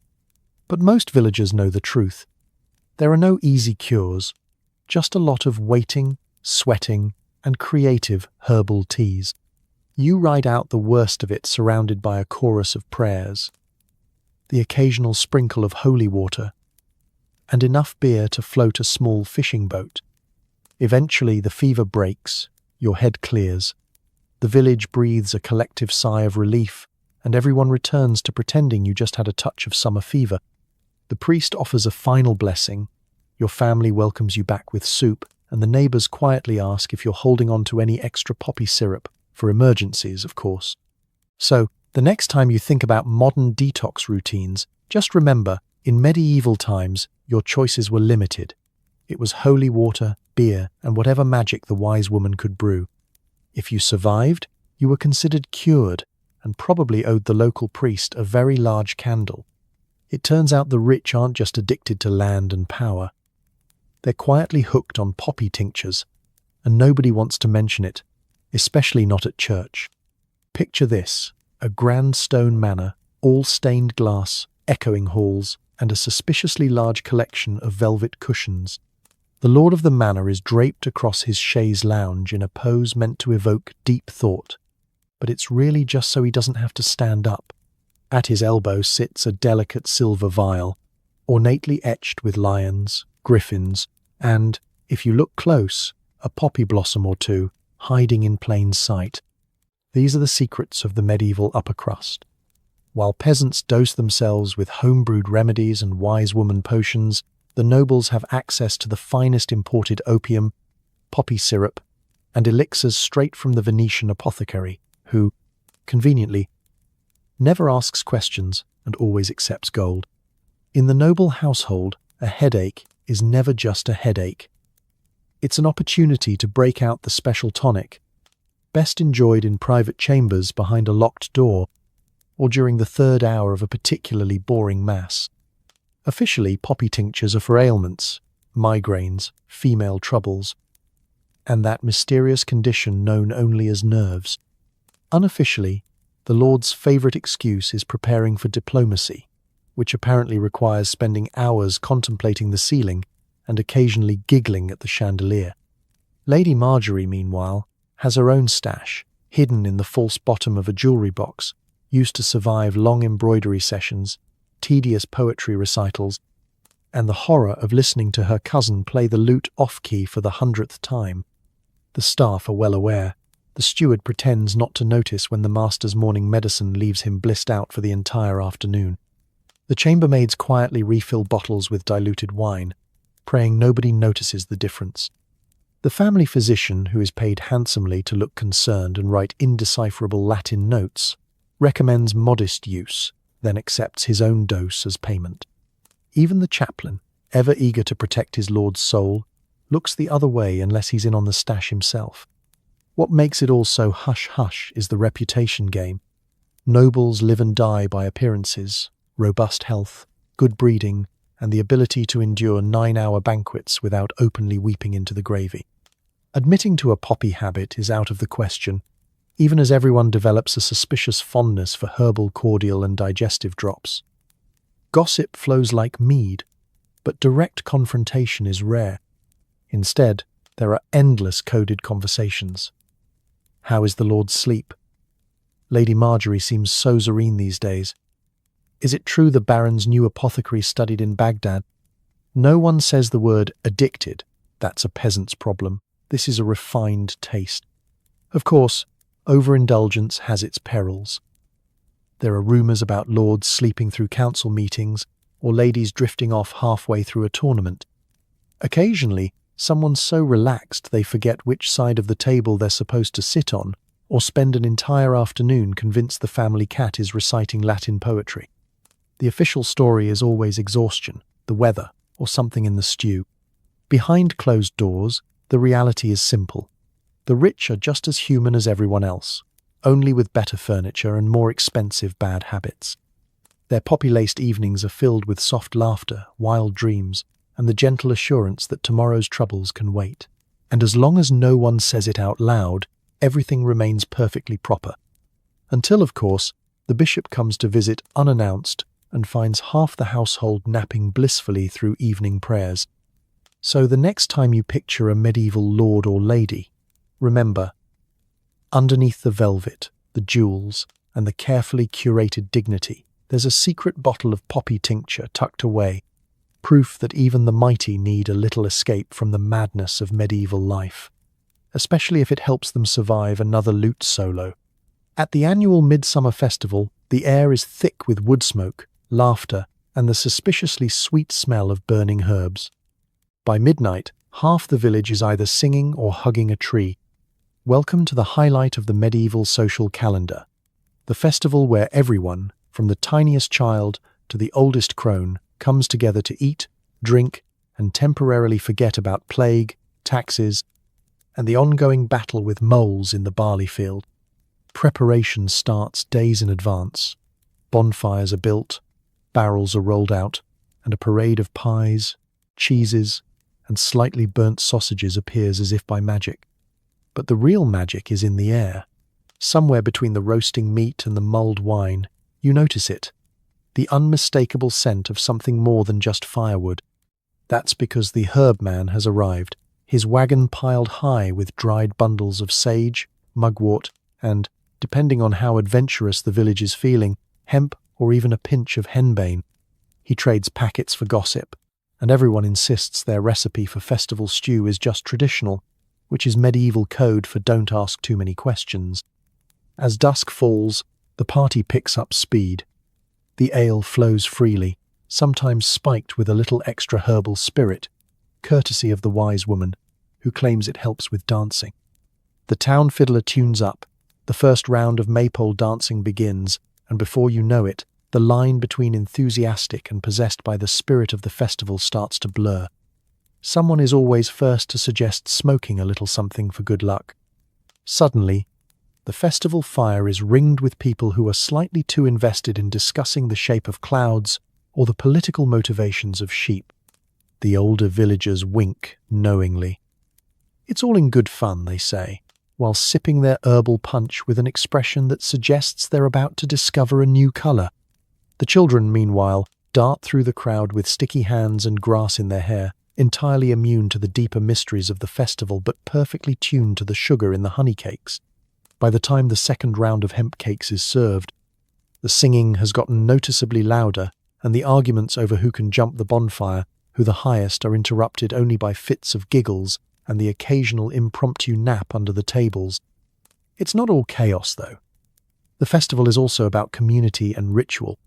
The herbs burned on the bonfire are said to ward off evil, bring good harvests, and, at least according to the apothecary, cure bad moods and sore knees. Couples sneak off to the edge of the fields to weave garlands. The blacksmith challenges the miller to a wrestling match. Loser has to clean the pigsty. And the priest gives his annual speech on moderation, which nobody hears because everyone's too busy howling at the moon. By midnight, you can't tell if the world is spinning from the dancing or the herbs. Someone is serenading the well. Someone else is convinced the old oak tree is giving excellent life advice. The mayor, a normally serious man, has climbed onto a hay bale and is reciting a love poem to his boots, while the wise woman gently reminds everyone to drink water, or at least something that isn't on fire. As the embers glow and the laughter fades, people begin to stumble home, wrapped in borrowed cloaks and the last lingering warmth of the herbal haze. The village green is littered with wildflower crowns, empty mugs, and the odd sleeping reveller dreaming contentedly of flying cows. The next morning, life returns to normal. The festival is a blur of memory, half real and wholly absurd. But for a brief, herb-scented night, everyone in the village was just a little lighter, a little freer, and maybe, just maybe, a little bit happier for having hugged a tree and sung to the stars. In the world of medieval festivals, that's a victory worth celebrating. You want to quit your poppy habit. The only detox center available is your own willpower, a locked barn, and your grandmother's advice. Just eat more onions. There's no pamphlet, no hotline, and certainly no spa-like retreat with scented towels and inspirational quotes.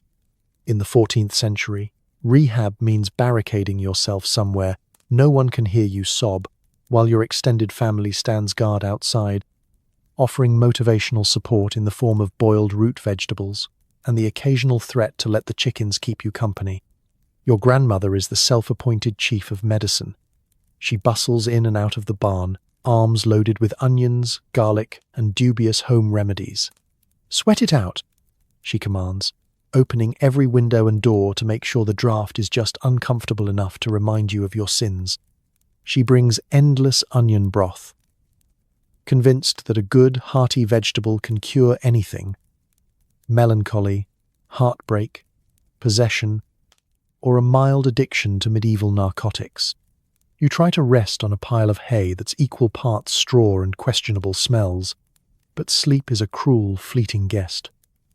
Night sweats, headaches, and wild dreams keep you tossing.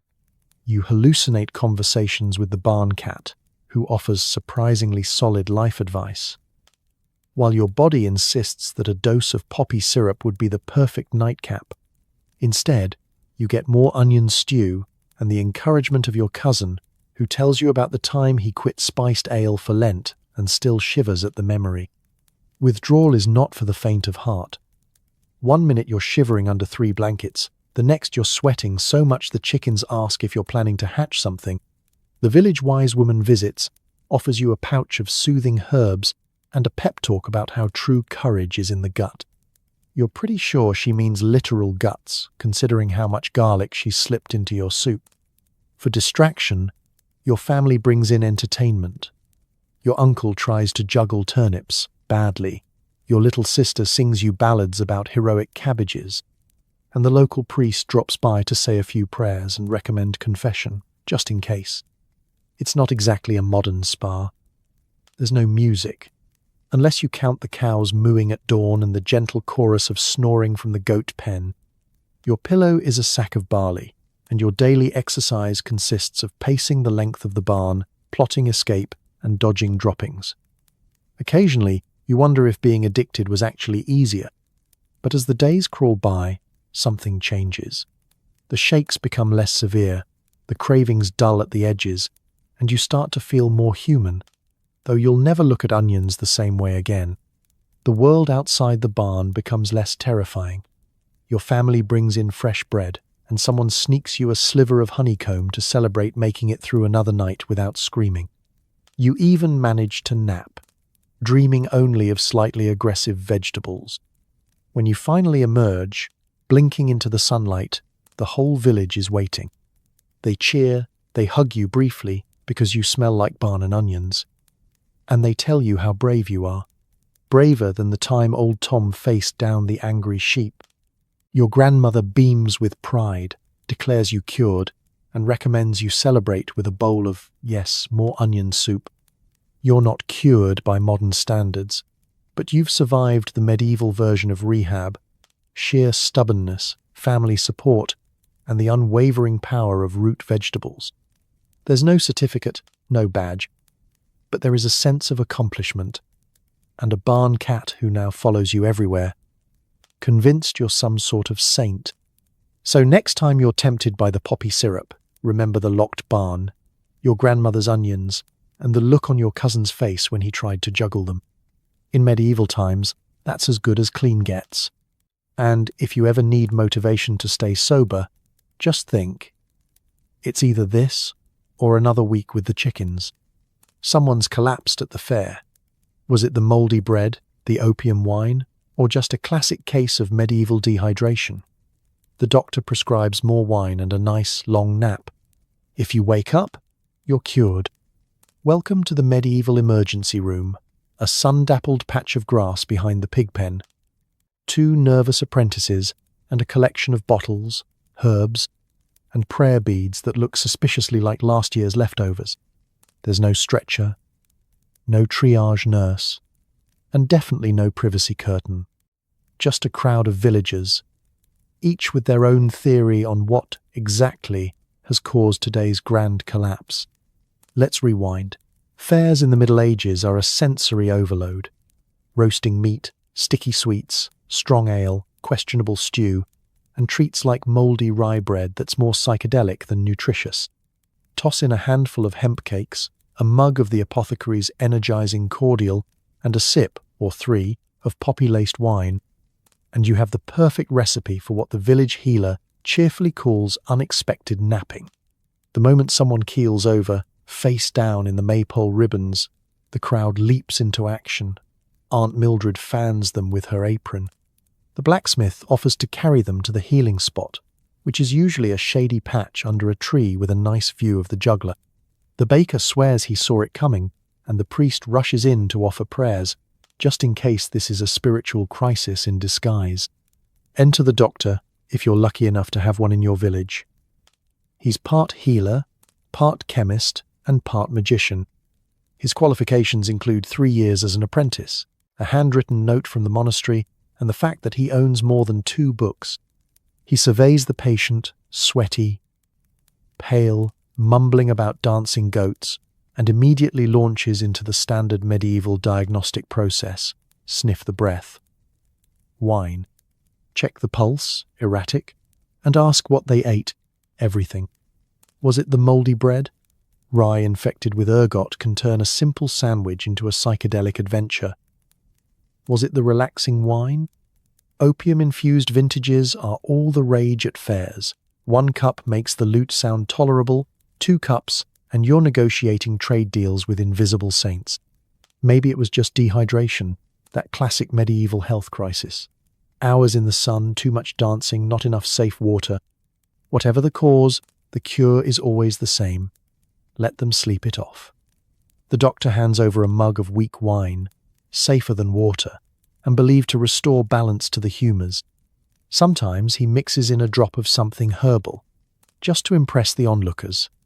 The village-wise woman brings a cold cloth for the forehead and mutters an incantation, just in case the fairies are involved. Everyone gathers round.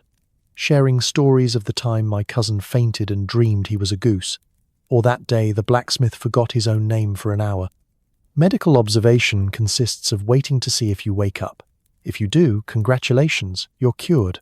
If you don't, it's time for a priest and a new round of gossip about the dangers of fair food.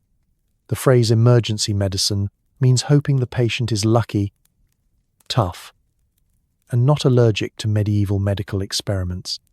You might be prescribed more wine, a broth that tastes like boiled socks, or a gentle slap on the cheek to restore the spirit.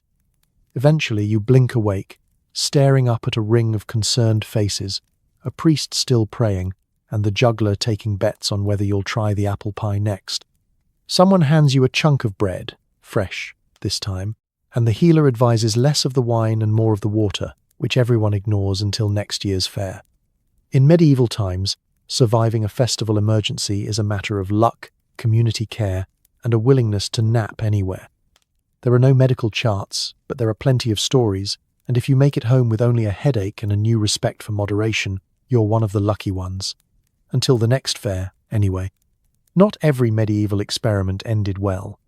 A little too much poppy, a suspicious herbal tea, and suddenly, your afterlife is a lot closer than planned. The village priest prays for your soul, but the apothecary just adds another label to his shelf. Use less next time. In a world with no warning labels, no emergency rooms, and only the vaguest idea of what a safe dose might be, the line between remedy and ruin is alarmingly thin. Medieval medicine is a hopeful game of guesswork. Every herbal mixture, syrup, or powdered root is a tiny adventure in chemistry. Sometimes you wake up pain-free, sometimes you just don't wake up at all. Take poppy, for example. One pinch in your evening wine, and you sleep like a baby. 2 pinches, and you sleep like the local hermit who hasn't been seen since last harvest. 3, and, well, let's just say you're off to meet your ancestors a bit earlier than planned. The apothecary, who spends his days surrounded by jars labelled blessed thistle, dragon's blood, and possible antidote, tries his best. But with no way to measure or test, every dose is a leap of faith, yours. It doesn't help that medieval patients are eager for relief. Aching joints, chronic insomnia, persistent melancholia, also known as life in general. Most people are more than willing to try anything, and the local healers are more than willing to oblige. That soothing tea might include valerian, poppy, and a sprig of something that even the wise woman can't identify. It might cure your headache, or send you straight to a very peaceful sleep, one you don't come back from. There are, of course, warning signs. The healer's special elixir is supposed to make you drowsy, not comatose. But medieval logic isn't much for caution. If a little is good, more must be better. It's a principle that leads to stories like, remember old Hilda, who tried to cure her toothache and slept through a thunderstorm, a rooster crowing, and the annual tax collection. When someone fails to wake up, the village gathers. The priest is called to bless the body, offer prayers, and, if possible, quietly encourage everyone to be more careful with foreign plants. The family mourns, but there's always an undercurrent of dark humour, another cautionary tale for the next festival, another verse in the endless folk song of medieval trial and error. Meanwhile, the apothecary is undeterred. He adds a new label to the jar. Use less next time. There's no formal investigation, just a quietly whispered, well, now we know. The next batch of poppy syrup is a bit weaker, the next herbal tea slightly less adventurous, but the lessons learned are passed from healer to apprentice in hushed tones. Never give Uncle Oswald more than 1 spoonful. Don't mix the blue flowers with the brown roots. If it smells like funerals, put it back. Still, accidents happen. The nature of medieval medicine is improvisational, hopeful, and sometimes fatal. For every patient who drifts off into a gentle slumber, there's another who never wakes up from it. Death by drugs isn't a scandal, just a risk everyone accepts. A reminder that even comfort comes with consequences. The village moves on. The priest adds another name to his prayers. The apothecary fiddles with his recipes. The wise woman mutters about strong constitutions and starts brewing a milder tea. And the villagers, always practical, bury their dead with a little more caution and a lot more stories to tell. So next time you reach for a painkiller, remember, in the Middle Ages, relief was just as likely to be eternal. If you survived your dose, you celebrated. If not, at least the village got another useful label. Maybe try half. You've been nibbling hemp seed bread all day and suddenly crave something different. Enter the medieval munchies, a phenomenon that strikes after a few too many herbal teas or mysterious poppy cakes. You wander the village in search of a turnip dipped in honey, only to realize the honey's been borrowed by the local beekeeper, who's currently convinced his bees can predict the future. Welcome to snack time, medieval style, where cravings aren't satisfied by a quick trip to the pantry, but by a scavenger hunt through your neighbor's gardens, the kitchen scraps, and the ongoing town drama. The medieval munchies sneak up on you with no warning. One moment you're discussing theology with the cat. The next you're desperately searching for anything even vaguely edible, and maybe just a little sweet. Of course, this is no modern supermarket. There are no chips, no chocolate, and definitely no late-night pizza delivery. Your options are creative. After a generous slice of poppy seed cake and a cup of that sleepy tea the wise woman gave you, just for calming the nerves, dear, your mind turns towards snacks with laser-like focus. Everything suddenly seems possible. Even the leftover pottage looks appealing. Especially if you sprinkle a bit of ground hemp seed on top and pretend it's an exotic spice. You stagger into the communal kitchen, where the cook is already elbow-deep in bread dough and only mildly surprised to find you rummaging for just a little something. She eyes you knowingly and points to a plate of stale cheese, a half-eaten onion, and what might once have been a pear. You politely decline and set your sights higher. The honey pot. Unfortunately, the beekeeper is already one step ahead. He's hidden the village's honey, convinced the bees are sending him coded messages about the weather, the harvest, and the secret love life of the baker's daughter. Undeterred, you wander off in search of other treats. The turnip pile looks especially inviting. Under normal circumstances, a raw turnip is a last resort snack. But under the influence of herbal tea and low standards, it transforms into a delicacy. You contemplate dipping it in ale, smearing it with leftover hemp butter, or, if you're feeling bold, grilling it over the hearth fire. Medieval munchies encourage culinary innovation, sometimes genius, sometimes an abomination. Your craving grows more adventurous. You consider raiding the garden for peas, or maybe borrowing a carrot from the Lord's private stash. Careful, the last person who tried ended up spending a night in the stocks. Then you remember the chestnuts the miller's wife was roasting yesterday, and soon you're poking through the ashes, hoping nobody notices you're foraging. Snack time in the Middle Ages is part hunger, part stealth mission. Of course, you're not alone. The local children are already way ahead of you, raiding the herb garden for wild sorrel and chasing each other around with handfuls of stolen nuts. The dog is rooting through yesterday's stew pot, and even the chickens are pecking enthusiastically at the crumbs under the table. It's a village-wide snack attack, and everyone's invited. Eventually, you cobble together a bizarre but satisfying feast. A hunk of hemp seed bread, a smear of questionable cheese, 3 roasted chestnuts, 1 slightly burnt, and the smallest drizzle of honey left behind by an absent-minded bee. You sit down by the fire, surrounded by the chorus of munchers, and savor the moment. Everything tastes better with a bit of imagination, and possibly the lingering effects of herbal relaxants. By midnight, your hunger is gone, replaced by a mild sense of accomplishment and a renewed respect for the humble turnip. The beekeeper, meanwhile, is still muttering about the queen's prophecy. The children are asleep in a pile of hay, and the wise woman is already brewing her next mysterious digestive. In a world where a snack is never guaranteed, and cravings can't be satisfied by a quick run to the corner shop, medieval munchies are both a challenge and a communal event. So next time you're hit with a craving, remember, In the Middle Ages, snacks are an adventure, especially after a slice of poppy cake and a long conversation with a very mysterious cat. The local constable catches you with a suspicious pouch of dried plants. Suddenly, you're not just a concerned peasant with allergies, you're on trial for witchcraft. Medieval law is fuzzy on what counts as illegal drugs and what's just your herbalist aunt's attempt at cough syrup. Either way, good luck convincing the court you're not about to summon a rainstorm with your oregano. In the Middle Ages, a bundle of dried leaves could turn you from model citizen to public enemy faster than you can say basil. One moment, you're innocently gathering mugwort for Aunt Maud's cough. The next, the whole village is whispering about your suspicious midnight gardening. It doesn't help that the constable, whose entire legal training consists of reading 3 parchments and remembering not to arrest the Lord's dog again, takes his job very seriously.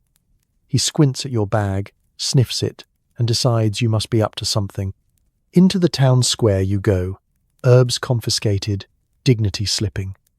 The wise woman tries to vouch for you. That's my parsley.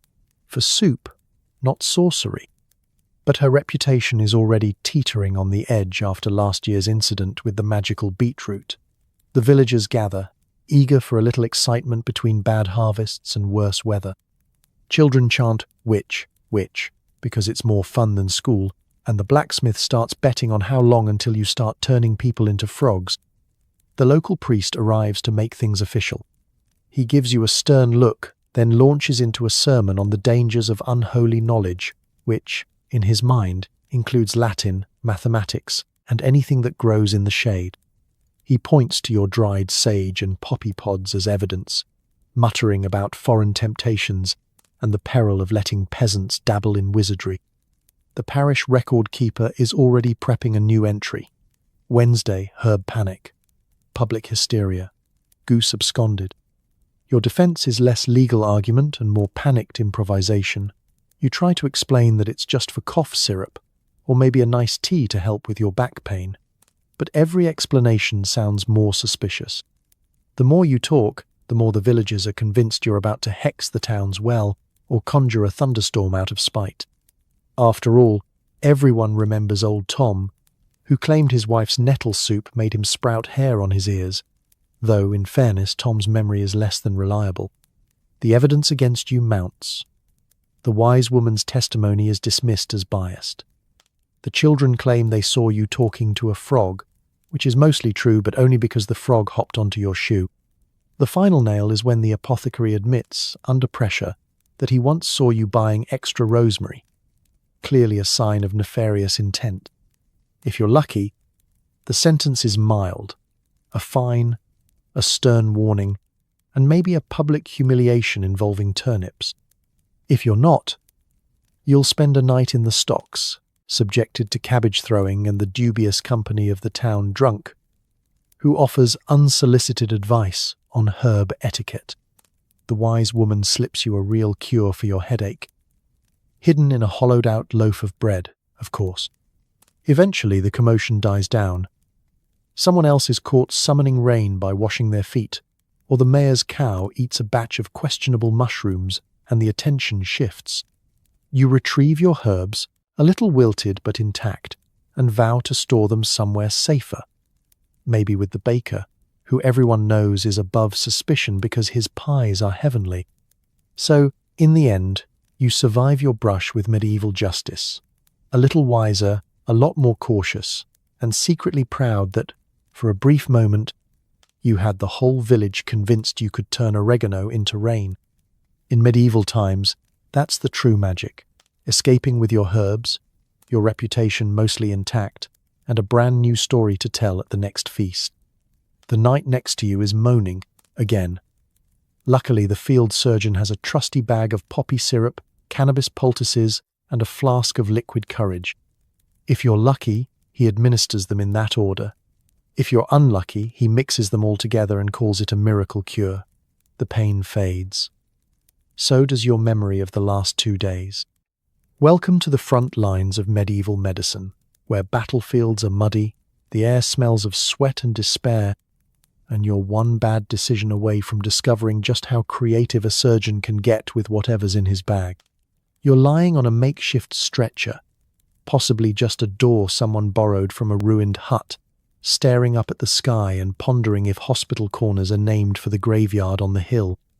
The battlefield surgeon arrives, more out of breath than you'd like, his hands stained with everything but actual hygiene.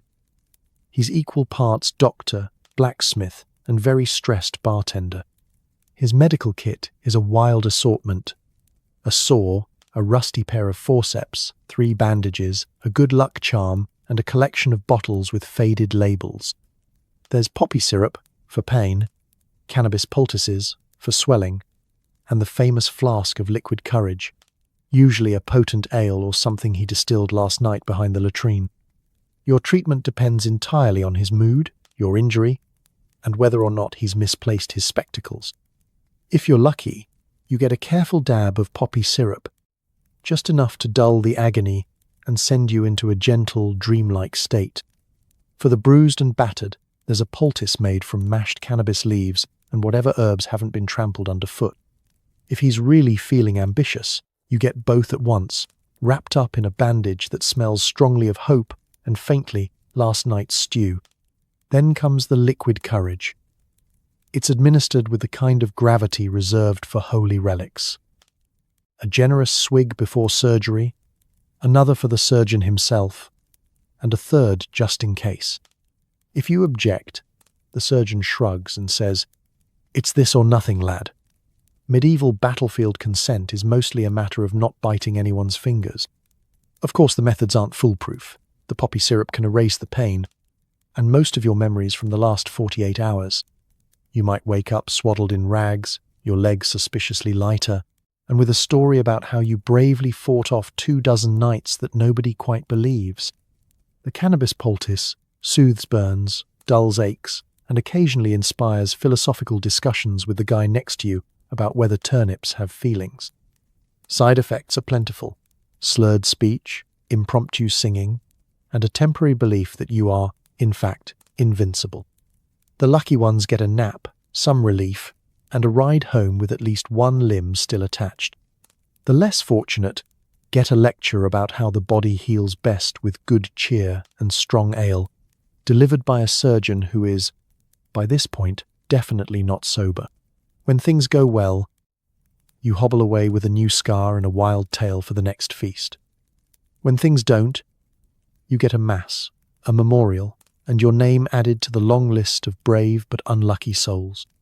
Either way, the field surgeon adds another notch to his belt and another recipe to his growing collection of miracle cures.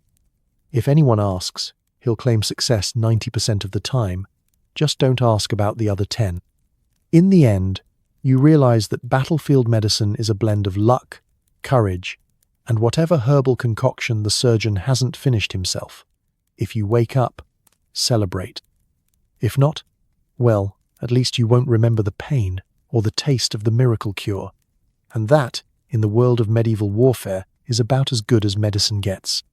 Your head is pounding, your vision's blurry, and a chicken is staring at you with concern. Fortunately, the village wise woman has a remedy: a hearty cup of the very same wine, spiked with yesterday's leftover poppy syrup and a sprig of rosemary. It's the original hair of the dog, except the dog is actually chewing on your shoe. You've survived another medieval night of revelry, or at least, you think you did. The evidence is everywhere: a wine stain shaped suspiciously like the Virgin Mary, half a loaf of bread in your pocket, and a vague memory of singing ballads to the mayor's pig. You try to sit up, but the world spins and your mouth feels like you've been chewing on a dusty thatch roof. Enter the wise woman, her arms full of bottles, her eyes full of sympathy, and her remedies as old as the hills. She doesn't bother with questions. Instead, she shoves a cup into your hands and warns, "Drink up, but don't ask what's in it." The concoction smells of last night's regrets: sour wine, a dash of poppy syrup for the pain, and a generous sprig of rosemary to convince you that it's medicinal. The taste is somewhere between herbal encouragement and "please don't throw up on my shoes," but desperate times call for desperate measures. You down it in one go. In the Middle Ages, hangover cures are all about survival. The village recipe is simple: If the thing that caused the misery is still available, have more of it, preferably before the sun reaches your window. Wine for wine, ale for ale, and if the hangover was caused by a mysterious festival punch, hope there's still some left in the communal cauldron. The logic is flawless. Why suffer when you can just delay the suffering until tomorrow? But this isn't just about wine. The wise woman believes in balancing the humours, which means she'll add whatever's handy, honey if you're lucky, turnip juice if you're not, a sprinkle of poppy to take the edge off, and the ever-present hint of something she calls herbal joy. It's definitely just time. As she bustles around, she mutters incantations, sprinkles a bit of salt over your head, and recommends that you walk backward around the house 3 times, for luck. You try, trip over the dog, and end up back where you started, headache intact, dignity further reduced. The village has its own traditions for hangover recovery. Some swear by greasy bacon, fried over an open fire and served with a chunk of stale bread. Others recommend dunking your head in the horse trough, refreshes the spirits and keeps the lice confused. The blacksmith claims the only cure is sweat it out, usually while shoeing horses, which explains why he's always so cranky the morning after a feast. There's also communal suffering. Hangovers are a group activity. The church is full of groaning parishioners, the baker's queue is unusually slow, and the children tiptoe through the village, terrified of waking the adults. The priest, ever practical, adds an extra 10 minutes to morning prayers for those who need forgiveness and hydration. By midday, your headache has dulled, your stomach has settled, and the world is only spinning a little. The wise woman drops by one last time, bearing a cup of weak ale and a reassuring pat on the shoulder. She winks and says, "Remember, moderation next time." You nod, knowing full well that by the next feast, you'll have forgotten every promise and be right back where you started, except, hopefully, with your shoes still on your feet. In the medieval world, hangover cures aren't about science. They're about community, tradition, and the unshakable belief that if you just keep drinking, eventually the pain will give up and go away. It never does. But that's beside the point. As you drift back to sleep, the chickens still watching over you, you're reminded that survival isn't just about getting through the night. It's about finding the courage to face tomorrow's headache with a cup of yesterday's wine and a smile. So tonight, as you drift off in your clean sheets, far from the drafty halls of medieval inns and the questionable charms of herbal medicine, maybe take a moment to marvel at how far we've come.